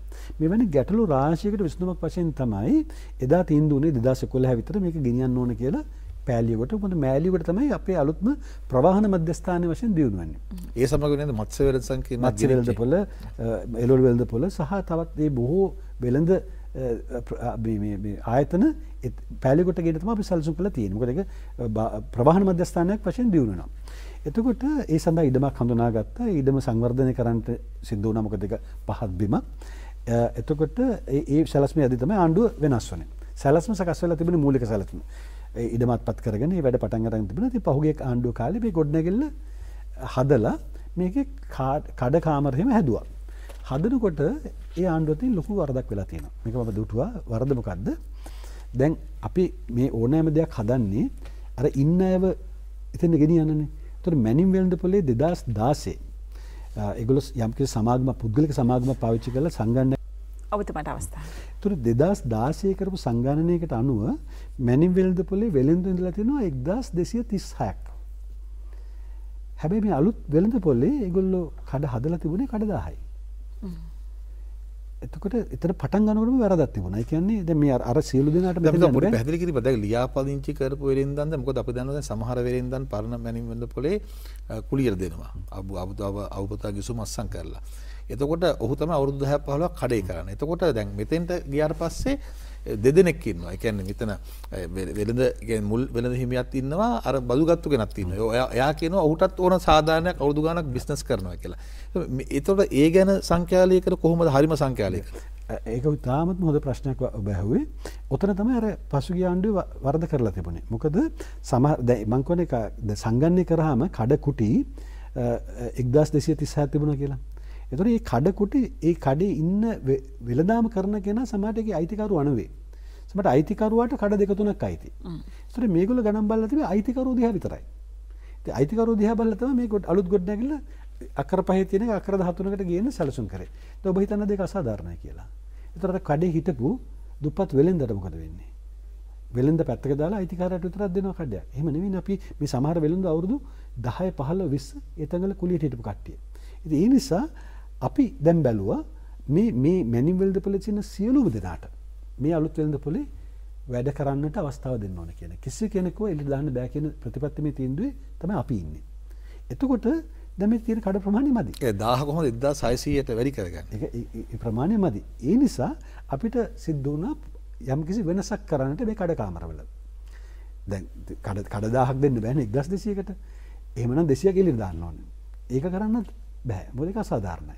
ඒ නිසා අපි බැලුවා මේ මැනින් වෙළඳ පොලේ දැන් ඉන්න වෙළඳන්ගේ ඒගොල්ලන්ගේ දැනට තියෙන කඩ කාමරවල ප්‍රමාණය කුමක්ද කියලා. ඒ අය ඉන්නේ විවිධ ප්‍රමාණයේ කඩ කාමර. සමහර අය ඉන්නවා වර්ගඩි 30ක්. තව කෙනෙක් වර්ගඩි 40ක්. තව කෙනෙක් වර්ගඩි 50ක්. මම උදාහරණ වශයෙන් කියන්නේ. තව කෙනෙක් වර්ගඩි 60ක විතර වගේ ඉන්නවා.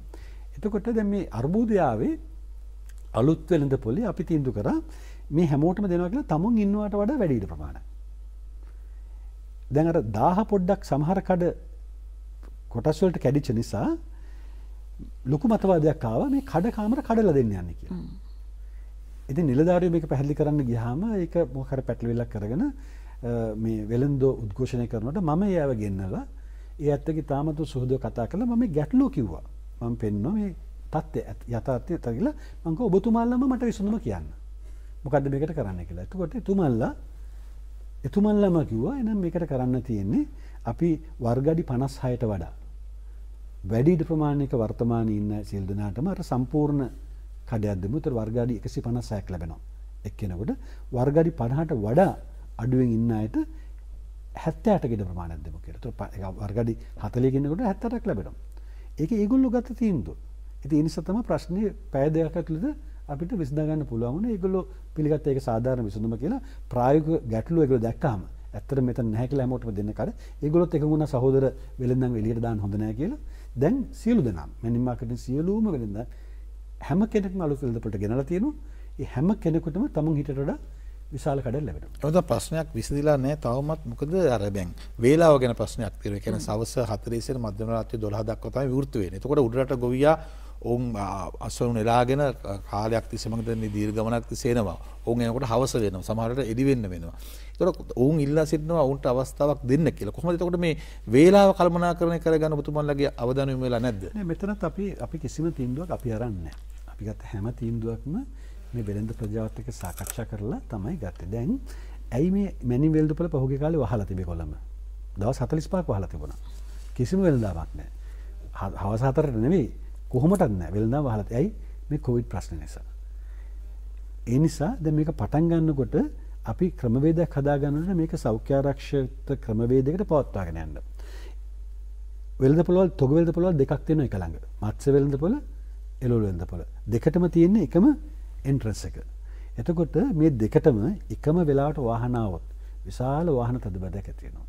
ඒතර විශාල ගැටලුවක් ඇති වෙන්න පුළුවන්. මේකට අපිට සෞඛ්‍ය ආරක්ෂණ අංශ වලින් අවසර ලැබෙන්නේ නැහැ. ඒ නිසා මේ කාලේ වෙන් කරන්න සිද්ධ වෙනවා අපිට.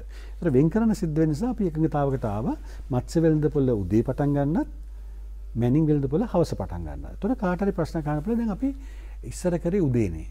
දැන් ඇයි හවස පටන් ගන්න කියලා. නමුත් කල්පනා කරලා බලන්න මොකක්ද මැනින් වෙළඳ පොළ මං කිව්වා අවුරුදු 100කට උදේ පරණයි. ඒ කාලේ පාරවල් හොඳට තිබුණේ නැහැ. බදුල්ලේ ඉඳන් කොළඹට එන්න සමහරට පැය 10ක් 12ක් යන්නේ නැති. ඉතින් ඒ නිසා තමයි අර එළවලු වෙළඳා මෙහෙට එනකොට විශාල කාලයක් ගත වෙන නිසා පහෝදා උදේ පටන් ගන්න. ඒතර එළවලු හාරලා එළියට ගත්ත වෙලාවෙ ඉඳලා තොග වෙළඳ පොළට එනකොට මුළු දවසකුත් රැයකුත් ගත වෙලා. ඊට පස්සේ ඒක සිල්ලර වෙළඳට විකුණලා තොග වෙළඳා සිල්ල කඩේ වෙළඳලා අන්තිමට පාරිභෝගික ගාවට යනකොට පැය 30ක් විතර ගත වෙලා. ඒ එළවලු තමයි අපි ගන්නෙ. දැන් පාරවල තත්ත්වය ඊට වඩා දියුණුයි. ඊට වඩා ඉක්මනට එන්න පුළුවන්. හවස 4ට එන්නට නම් අපි හිතමු උඩ රටින් පිටත් වෙන්න ඕන කීයටද? 10ට 11ට පිටත් වුණා. ඒ 4ට පටන් ගන්න විතරනේ. 4 ඉඳන් 12 වෙනකන් යනවා. රෑ 12 වෙනකන් එන්න පුළුවන්. මේක බැහැ කියලා කවුරු හරි කියනවා නම් ඒක අපිට එකඟ වෙන්න පුළුවන් තර්කයක් නෙවෙයි. ඇමතුමා අපි දැක්කනේ මාධ්‍ය හමුවේදී දැන් මේ වෙළඳ සංගමෙ දෙකට බෙදලා අදහස් දෙකක් කියනවා. කපිරිසක් කියනවා කැමති පිරිසක් කියනවා අකමැති කියලා. ඕනේ දෙකේම දෙපැත්තක් තියෙනවනේ මම කලිනුත් කිව්වා. අපි මේ තීන්දුව ගන්න දීලා තියෙන ඒගොල්ලන්ට. ඒතර ඒගොල්ලන්ට සමහරට ගන්න තියෙන තීන්දුව තමයි අපි උදේ පටන් ගන්නවා. හැබැයි දැම්ම මිනිමාකට පටන් ගන්න බෑ. කොරෝනා ඉවරනකන් ඉන්න ඕනේ. ඒක තීන්දුව ගන්න පුළුවන්. මොකද ඔය දෙකම එකට පටන් ගත්තොත් සෞඛ්‍ය අංශ වලින් කියන මේක කරන්න බෑ කියලා. ඒතර ඒගොල්ලන්ට ඒ තීන්දුව ගන්න. මිනිස්සු ගක්ලට මේ සම්පූර්ණ චිත්‍රය දැකලා නෙවෙයි කියන්නේ අර කතාව වගේම තමයි. එහෙනම් පටන් ගන්න තු ඉන්න ඕනේ උදේ පටන් ගන්න මේ කොරෝනා ප්‍රශ්න ඉවරලා සෞඛ්‍ය අංශ වලින් මේකට අවසර දෙනකම්. මොකද ඒගොල්ලන්ට මේක තන එක වෙලාවට කරන්න සෞඛ්‍ය අංශ වලින් ඉඩ දෙන්නේ නැහැ. දෙවෙනි කාරණේ තමයි අපි මේක කරද්දී මම දැක්කා මේ සෝෂල් YouTube එකත් කෙනෙක් දාලා තිබුණා. ඊට අමතරව අපිට කතා කරලාත් කිව්වා මෙන්න මේම කතාව. මේකෙත් ඔබම කල්පනා කරලා බලන්න මෙන්න මේ කියන කතාව ඇත්තද කියලා. ගොවියෝ අපිට කතා කරලා කියනවා 4ට පටන් ගන්න තීන්දුව වෙනස් කරන්න එපා. මොකද අතන වෙලෙන්දෝ හවස් වෙනකම් මේක ලොරිය යවන්නේ නැතුව ඉන්නේ ගොවියා සමග කේවල් කරලා මිලාඩු කරගන්න. ඒක සමහරට ඇත්තක් තියෙන වෙන්න පුළුවන්. අතරමැදියා මේක වෙලා අරගෙන අර ගොවියා එක ගොවියාට ඉතින් හවස් වෙනකම් ඉන්න බැරි නිසා අන්තිමට බඩු ගන්න නැත්නම් තියෙන ගානකට දීලා යනවලු. මේ ඒගොල්ලෝ කතා කරලා කියන කතා අපි කියන කතා නෙවෙයි ගොවියෝ කියන කතා. ඉතින් ඒගොල්ලෝ කියනවා මේක හරි වෙලාවට පිටත් වෙන්නේ නැත්තේ ඒ කේවල් කිරීම සඳහා කියලා. ඉතින් අපිට ලෝකයේ වෙනස් වෙනකොට වෙනස් වෙන සිද්ධ වෙනවා. දැන් මැනින් වෙල්ද පොළ උදේ පටන් ගත්තට කොළඹ සහ මේ නගරපොළ තියෙන අනික් ආර්ථික මධ්‍යස්ථාන සියල්ලට මෙලොලු වෙන්නේ අවසක්නේ. ඒ උදේ නෙවෙයි එන්නේ. ඒතර ඒගොල්ලන්ට කරන්න පුළුවන් ඇයි මෙතන කරන්න බැරි? ඒ නිසා වෙලෙන්දන්ගේ බහුතරයක් කැමති හවස කරන්න. මොකද ඒතර එළවලු අලුත් 12 වෙනකන් තොග වෙලඳාම යනවා. ඊළඟ වෙලෙන්දන් එතනින් අරන් යන්න පුළුවන්. පහුවදා උදේට ෆ්‍රෙෂ් එළවලු පරිභෝගයට ගන්න පුළුවන්. ඉතින් මේකනේ හොඳ ක්‍රමය. හැමෝටම හොඳ ක්‍රමය. ඉතින් ඒකට අපි පොඩි වෙනසක් සිද්ධ වෙනවා නම් නේද යහපත්. හැම දෙයකම විරුද්ධ වෙනවා වෙනුවට. හොඳයි. හැම දෙයකම හොඳ වෙනසක් සිද්ධ වෙනවා නම් ඒක තමයි යහපත්. තවදුරටත් අපි ගරු අමාත්‍යතුමා සමගින් කතා බහ කරන්න සූදානම් කෙටි විරාමයකින් පසුව.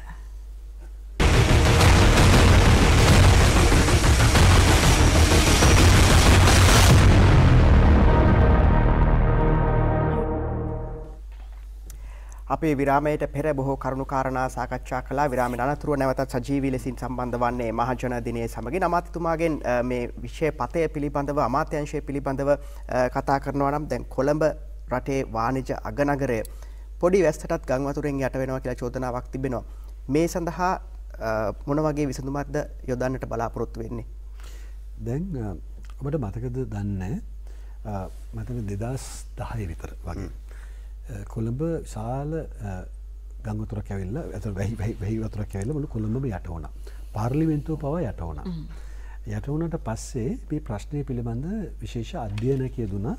ඒවකට ආරක්ෂක ලේකම්වරයා නාගරික සංවර්ධන අමාත්‍යාංශයේ ලේකම්වරයා වශයෙන් හිටපු වර්තමාන ජනාධිපතිතුමා. ඒ අධ්‍යයනයෙන් පස්සේ එතුමා ලෝක බැංකුවත් එක්ක සාකච්ඡා කරලා ලෝක බැංකුවේ ණය ආධාරයක් අරගෙන ඩොලර් මිලියන 450ක විතර මට මතක හැටියට ණය මුදලක් අරගෙන වැඩසටහනක් පටන් ගත්තා මේ කොළඹ නගරේ ජල කළමනාකරණය කිරීම සඳහා. ඒ වැඩසටහන තුල උමම් මාර්ග 3ක් හදලා තව උප උමම් මාර්ග රාශිය 36 දුක හැදිලා විශාල වැඩපිළිවෙලක් මේ ජල කළමනාකරණය කිරීම සඳහා පටන් ගත්තා. ඒ වැඩපිළිවෙල නිසා තමයි අද මේ පාර්ලිමේන්තුව කෝට්ටේ මේවා යට වෙන්නේ නැත්තේ. හැබැයි වැඩසටහන තාම අවසන් වෙලා නැහැ. තව එක උමගක් ටොරින්ටන් උමග කියන උමග හදලා නිම කරන්න තිබෙනවා. පසුගිය කාලේ යම් හේතු නිසා ඒක ප්‍රමාද වෙලා තිබිලා මුතුවල් උමග පහුගිය මාස 10 තුල අපි අවසාන කොටස කළ ඉවර කරා.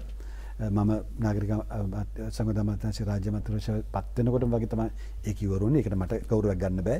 ඒක නමුත් මම ඒක විවෘත කිරීමට සහභාගී වුණා. දැන් ටොරන්ටෝ උමගත් හැදුවට පස්සේ ඔය ජල ප්‍රශ්නේ බොහෝ දුරට විසඳෙනවා. හැබැයි ඔබ දන්නවා මේ වෙලෙත් අපිට පේනවා සමහරලාට පොඩි වැස්සටත් යට වෙන තත්ත්වයක් තියෙනවා. ඒක අර 2010 අපි දුටුව නොසැලකිල්ල නිසා වෙන දේ. මොකද මහනගර සභාවට වගකීමක් තියෙනවා මේ කාණු පද්ධති පිරිසුදු කරලා පාත්වා ගන්න. මේවා පිරිසුදු කරන්නේ නැතුව නම් ඒවල කුණු කසල එකතු වෙලා ඒ නිසා මේ ජලය ගලන්නේ නැති තත්ත්වය තියෙනවා. ඉතින් ඒක නගර සභාවත් එක්ක කතා කරලා අපි විසඳ ගන්න ඕන ප්‍රශ්නයක්. මොකද ඒගොල්ලෝගේ වගකීම එක හරියට ක්‍රියාත්මක කරන එක. ඒ ජල කළමනාකරණ ව්‍යාපෘතිය අපි ඊළඟට ගෙනියන්න බලාපොරොත්තු වෙනවා. ඊළඟ පියවර වශයෙන් මේක ඉවර කරලා පස්සේ කොළඹ පිටතට කොළොන්නා වගේ ප්‍රදේශවලට. හොඳයි. මේ අපද්‍රව්‍ය බැහැර කිරීම ලෝකයේ බොහෝ රටවල් මහා ධන උල්පතක් විදියට යොදා ගන්නවා එමෙතුමා. තාමත් අපිට ඒක ගැන හිතන්නවත් බෑ. අපි වෙන වෙන රටවල ලකුණුත් අපේ රටට ගේනවනේ. අපිට එහෙම සැලසුමක් නැද්ද? අපේ රටෙන් දවසකට ඉවතලන අපද්‍රව්‍ය වලින් අපේ රටේ බොහෝ සංවර්ධන කටයුතු කරන්න පුළුවන් කියලා පර්යේෂණ පවා සිදු කරලා තියෙනවා. ඔබ තාමත්ම නිවැරදි. ඒක අපේ රටේ තියෙන තාමත් නොවිසඳුණු ප්‍රශ්නයක්. මම එකක් කියන්නම් මේක සිද්ධ වෙන ආකාරය සහ සිද්ධ විය යුතු ආකාරය ගැන. අපේ රටේ දවසකට සාමාන්‍ය දවසකට කුණු මෙට්‍රික් ටොන් 8000ක් විතර වගේ එකතු වෙනවා. නමුත් මේවයි මේ නගර සභාවලින් ප්‍රාදේශ සභාවලින් එකතු කරගන්නේ ඊට වඩා අඩු ප්‍රමාණයක සීළු ප්‍රමාණය එකතු කරගෙන භාගයක් විතර වගේ තමයි මෙට්‍රික් ටොන් 3500ක් විතර වගේ තමයි ඇත්තටම එකතු වෙන්නේ. දිනකට. හරි. එකතු කරගෙන කොහෙටද ගෙනියන්නේ. ඒවා ගෙනහිල්ලා උගා දුරට කරන්නේ කොහේ හරි තැනක ගොඩ ගහන එක. ඒවට අපි අර ඩම්පින් යාඩ්ස් කියලා කියන්නේ. ඒ කුණු ගොඩ ගසන තැන් තියෙනවා 336ක්. මීතර මුල්ල වගේ තව පොඩි පොඩිව හැම නගර සභාවකම තියෙනවානේ. රට පුරා විසිරිච්ච 336ක් විතර වගේ තියෙනවා. ඉතින් අපි බොහෝ කාලයක් තිස්සේ දැනගෙන හිටපු එකම විසඳුම තමයි මේ කොහේ හරි කුණු ගිහලා ගොඩ ගහන එක.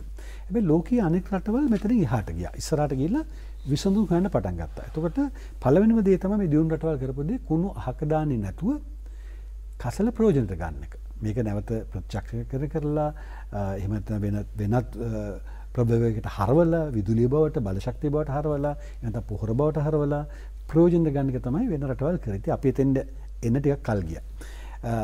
අර 2011 මේ කුණු ප්‍රශ්නය ගැන කතා කරපු වෙලාවේ දීර්ඝකාලීන සැලසුමක් ආවා. කොළඹ තිබිච්ච ප්‍රධාන පෙළේ කුණු එකතු කරන තැන් ඒ වෙලාවේ තිබුණ මීතොට මුල්ල මේ කුණු කොළඹින් පිටතට ගිහිල්ලා පුත්තලම අරුවක්කාල් කියන ප්‍රදේශයේ අර මේ හුණු ගැනීම සඳහා හාරලා තිබෙන විශාල මේ ආවා ටෙක්නිකල් ක්‍රේට් එකක සනීපාරක්ෂක ක්‍රමවේදයකට තැන්පත් කරන්න. ඒ සඳහා දුම්රිය මාර්ගයක් හදලා මීතොට මුල්ලේ දුම්රිය පොලක් හදලා ඒ සඳහා වෙනම දුම්රිය මැදිරි ගෙන්නලා ඒ වල ආරක්ෂිතව මේක ගිහිල්ලා එහි තැන්පත් කරන්න සැලැස්මක් තිබුණා. නමුත් ඊළඟ ආණ්ඩුවට පස්සේ තැන වෙනස් කරලා අරු කාලවලම වෙන තැනකට ගෙනහිල්ලා විශාල වියදමක් කරලා ඒ ව්‍යාපෘතියම අලුත් ව්‍යාපෘතියක් වගේ කරගෙන ගිහිල්ලා තියෙනවා. ඒක තාමත් කෙරගෙන යනවා. නමුත් අපි කුණු ප්‍රශ්නෙට එමුකෝ. කුණු ප්‍රශ්නෙට විසඳුම මොකක්ද කියලා. මේ කුණු ප්‍රශ්නෙට තියෙන විසඳුම දැන්ට ප්‍රධාන වශයෙන්ම විසඳුමක් දෙවිලා තිබෙනවා. එකක් තමයි මේ බල ශක්තියට හරවන එක මේ කුණු පාවිච්චි කරලා. දැන් කෙරවල පිටියේ දැන් ඉදි වෙලා තිබෙනවා මේ waste to energy. ඒ කියන්නේ කුණු කසල බල ශක්ති විදුලිය බවට හරවන කර්මාන්තශාලාවක්. ඒකේ වැඩ පටන් ගන්නවා ජනවාරි වල විතර වගේ. ඒක අවුරුදු 10ක් විතර තිස්සේ නඩුවක් නිසා පරක්කු වෙලා තිබිලා පෞගේ කාලේ නඩුවේ ප්‍රශ්න විසඳලා දැන් ඒක සූදානම්. එතකොට කොළඹ නගරයේ තුල මහනගර සභාව තුල එකතු වෙන දවසකට කුණු මෙට්‍රික් 500ක් පමණ තමයි එකතු වෙන්නේ. ඒ සම්පූර්ණ ප්‍රමාණයෙන් වගේ ඒ ෆැක්ටරියට ගන්න පුළුවන්. එතකොට තව ඊට අමතරව කොළඹ අවට තියෙන තදාසන්න ප්‍රදේශවල තියෙන තව කුණු මෙට්‍රික් ටන් 50ක් විතර වගේ ඒක නැතිකම නිසා කොහොමද අපි ඒකට විසඳුමක් හොයාගත්තොත් තව අවුරුද්දක් එකමාරක් ඇතුළත එතනත් මෙට්‍රික් ටන් 50ක් විදුලි බවට හරවන්න පුළුවන්. ඒතකොට මෙට්‍රික් ටන් 1000ක් ප්‍රශ්නේ විසඳනවා. ඊළඟට රට පුරා විසිරලා තියෙන පළාත් පාලන ප්‍රාදේශ සභාවල නගර සභාවල එකතු වෙන කුණු එකතු වෙන කුඩා ප්‍රමාණවල සාමාන්‍ය මෙට්‍රික් ටන් 5 10 50 ගම්පා ගත්තොත් මෙට්‍රික් ටන් 50ක් විතර ලොකු නගර සභාවල. ඒක මදි අර waste to energy project එකට යන්න. මොකද ඒකට අඩු ගානේ මෙට්‍රික් ටන් 500ක්වත් තියෙන්න ඕනේ. අවශ්‍යයි. ඉතින් ඒ නිසා අපිට සිද්ධ වෙනවා වෙන විසඳුමක් හොයන්න. දැන් මේ වෙන වෙලාව අපේ නැනෝ ටෙක්නොලොජි ඉන්ස්ටිටියුට් එකකින් විසඳුමක් හොයාගෙන තියෙනවා මේ විදුලිය වෙනුවට මේකෙන් තෙල් හදන්න. ඒක දැන් පයිලට් ස්ටේජ් එකේ තියෙන්නේ. අපි ඒක ගිහලා බලලා තියෙනවා. ඒකේ පුළුවන් වුණොත් මෙට්‍රික් ටන් 50 විතර ෆැක්ටරි එකක් අපිට හදන්න අපිට රට පුරා පුළුවන් ඉතුරු අවුරුදු දෙක තුන තුල ඒ වගේ 10ක් විතර ස්ථාපනය කරලා මේ නගර සභා කීපයක් එකට එකතු කරලා ඒකට විසඳුමක් දෙන්න. හැබැයි එතෙන් යන්න ඕනේ අපිට පොහොර බවට හරවන්න බැරි කුණු පමණයි. ඒ නිසා අපි දිරණ කුණු පුළුවන් තරම් පොහොර බවට හරවන්න ඒ වැඩ පිළිවෙල ඉදිරියටම ගෙනියන්න ඕනේ. දිරන් නැති ප්ලාස්ටික් වගේ දේවල් විදුලිය බවට හෝ තෙල් බවට හරවන්න ඕනේ. මේ දෙකම කරන්න බැරි දේවල් අර අරුවක් කාලවල අපි දැන් සැලසුම් කරලා තියෙන ඒ සනීපාරක්ෂක කුණු තැන්පත් කරන අංගණයට අපි ගෙනියන්න බලාපොරොත්තු වෙනවා. ඒකට මේ පැලට ඇති ඉන්න මිනිසුන්ට ගඳ ගහන කුණු නෙවෙයි එන්නේ.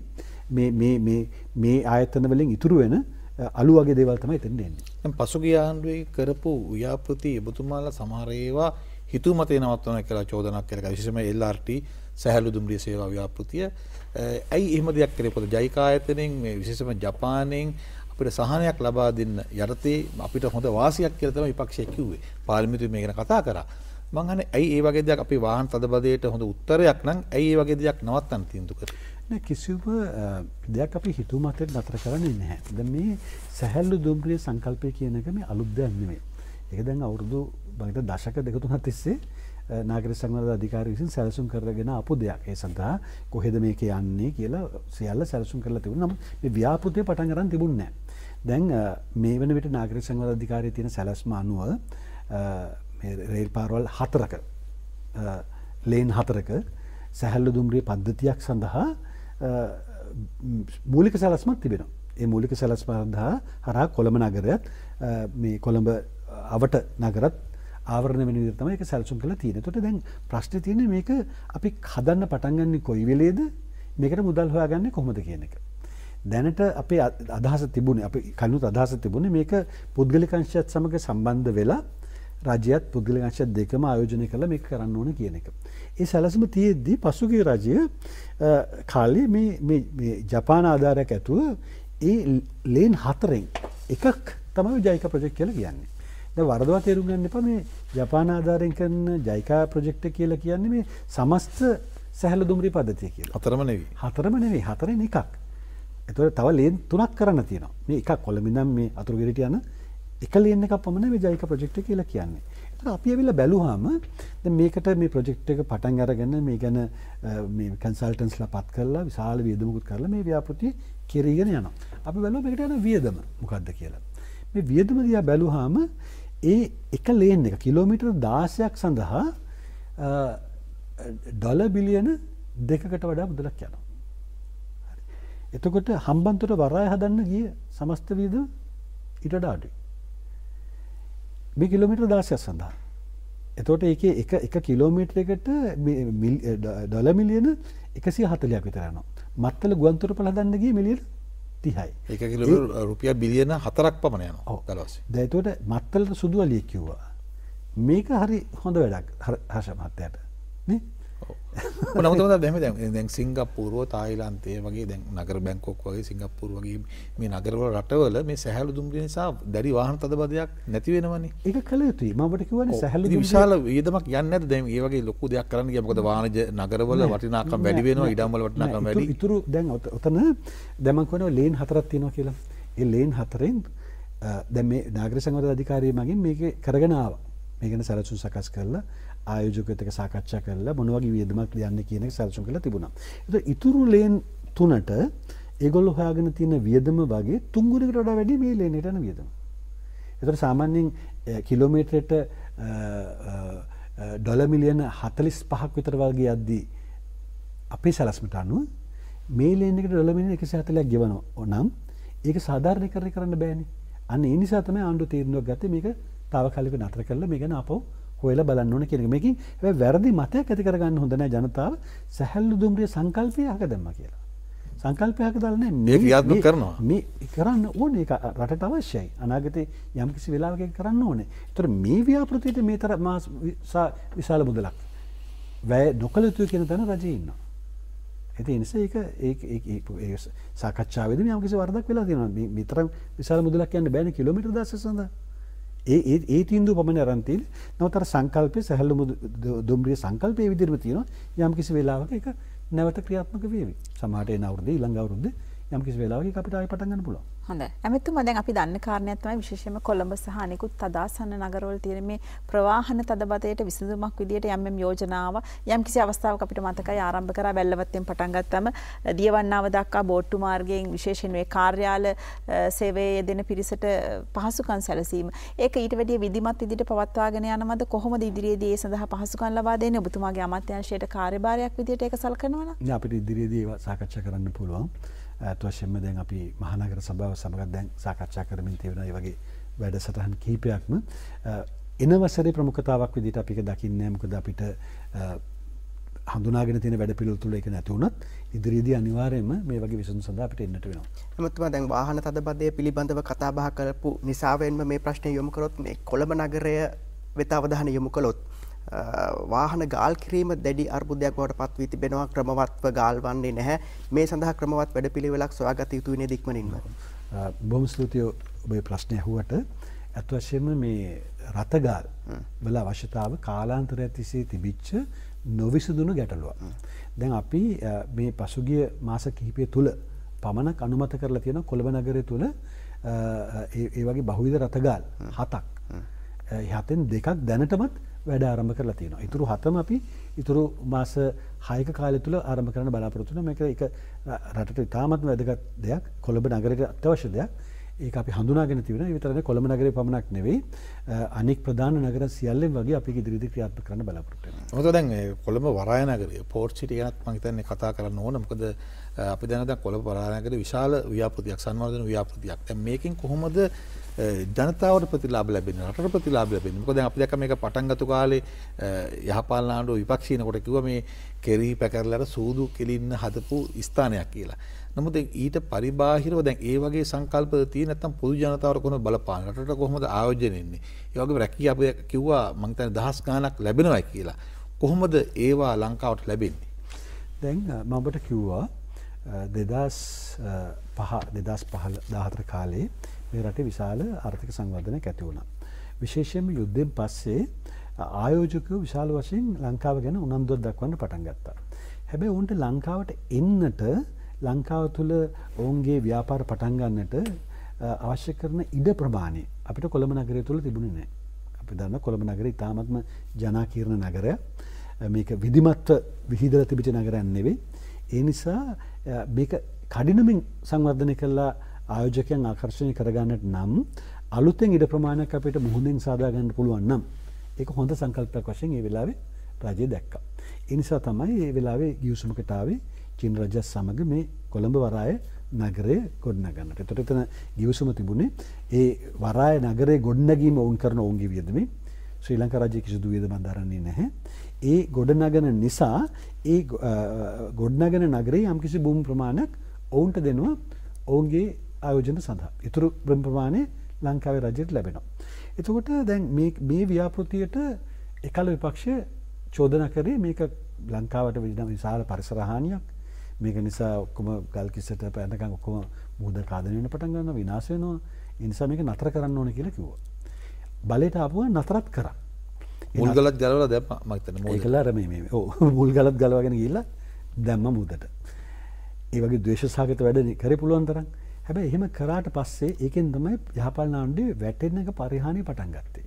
මොකද මේ වගේ විශාල ආර්ථික ක්‍රියාවලියක් නතර කරාම ඒ වගේම අධිවේගී මාර්ග සංවර්ධන කටයුතු සියල්ල නතර කරා.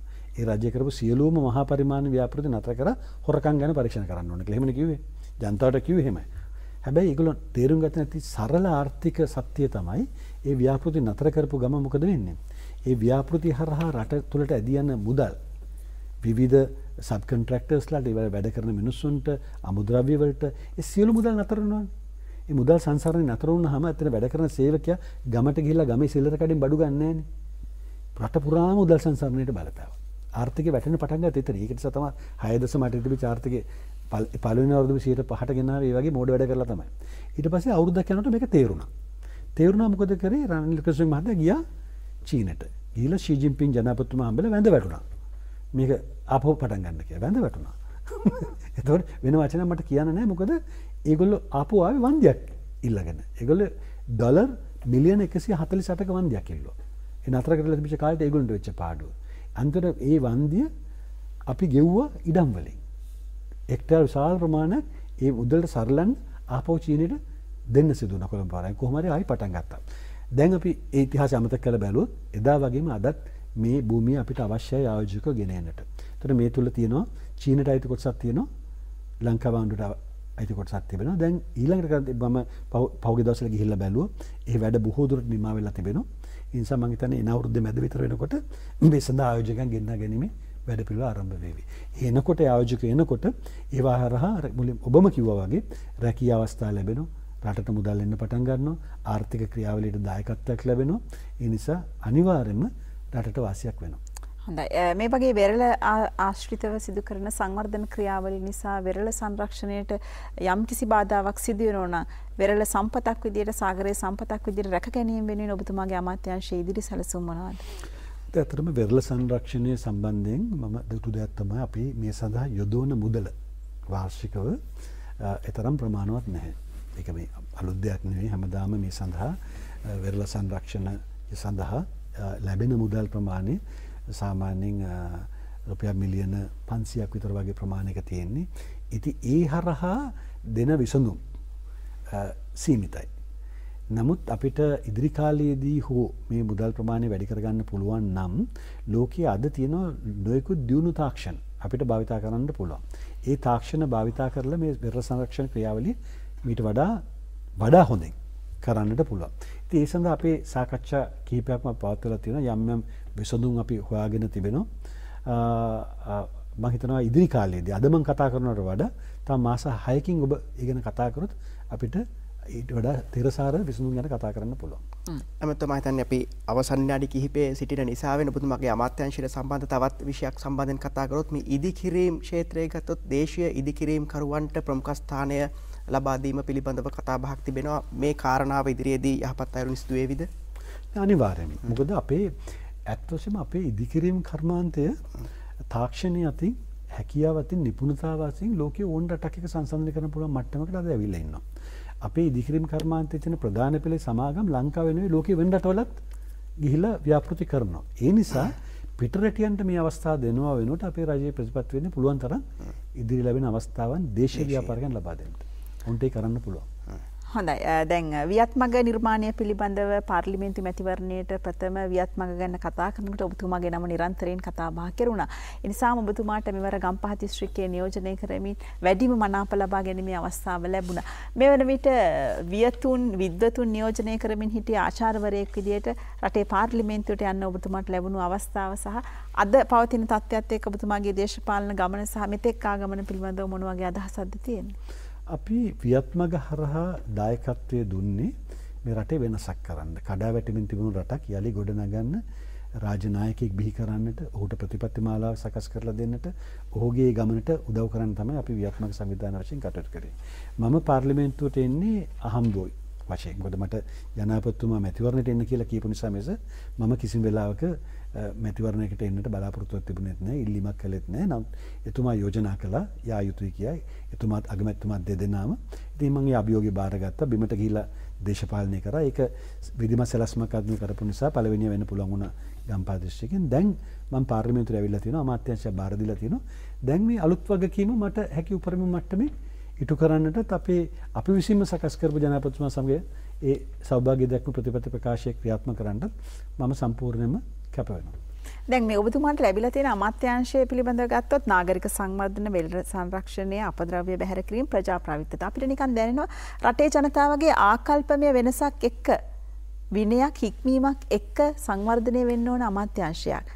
අපි ඒ පිළිබඳව කතා බහ කරමු. ඇත්තටම රටේ ජනතාව මොන වගේ සහයෝගයක්ද ලබා දෙන්න ඕනේ කියලා. ඇමතුමා විශ්වාස කරනද අපේ රටේ ජනතාවට මේ සියලු කාර්යයන් වෙනුවෙන් ආකල්පමය වෙනසක් අවශ්‍යයි කියලා? ආකල්පමය වෙනසක් අවශ්‍යයි ඕන දෙයකදී අපි ලෝකෙ ඉදිරියට යනකොට අපි වෙනස් වෙන්නට ඕනේ, අපේ ආකල්ප වෙනස් කරගන්නට ඕනේ. අපිට එක තැන හිර වෙලා ඉන්න බෑ. හැබැයිම වෙනස් වෙන්න බැරි જાතියක් නෙවෙයි අපේ රටේ ඉන්නේ. අපේ රටේ ඉන්නේ බුද්ධිම ජනතාවක්. සාක්ෂරතාව වශයෙන් හුඟක්ම ඉහළ මට්ටමක ඉන්න ජනතාවක්. ඒ නිසා රජය හරියට තල්ලුව දෙනවා නම් අපිට මේ රට හරියට ගෙනියන්නට මම හිතන්නේ ජනතාවගේ සහාය ගන්න එක අමාරු වැඩක් නෙවෙයි. අපි ජනතාව ගැන හිතලා වැඩ කරන්න අවශ්‍ය වෙන්නේ. ඒ නිසා තමයි දැන් අපි ජනාධිපතිතුමා වුණත් පුද්ගලිකව මුළු රට පුරාම යමින් පුද්ගලිකව තේරුම් ගන්න උත්සාහ කරන්නේ ජනතාවගේ අවශ්‍යතාව මොනවද කියලා. එතුමා ඇමතිවරුන්ටත් කියන්නේ පුළුවන් තරම් ජනතාව අතරට යන්න. ජනතාව ඉල්ලන්නේ මොනවද කියලා බලන්න. දැන් අපි ඒක කරනකොට අර කාමරයක වාඩි වෙලා ඉඳගෙන තියරි කතා කරනවට වඩා න්‍යායාචාර්යවරුන් වෙනවට වඩා ජනතාව අතරට ගියාම ජනතාවගේ සැබෑ ප්‍රශ්න අපිට හඳුනා ගන්න පුළුවන්. ජනතාවත් එක්ක කතා කරාම ජනතාව අපිට විසඳුම් දෙනවා.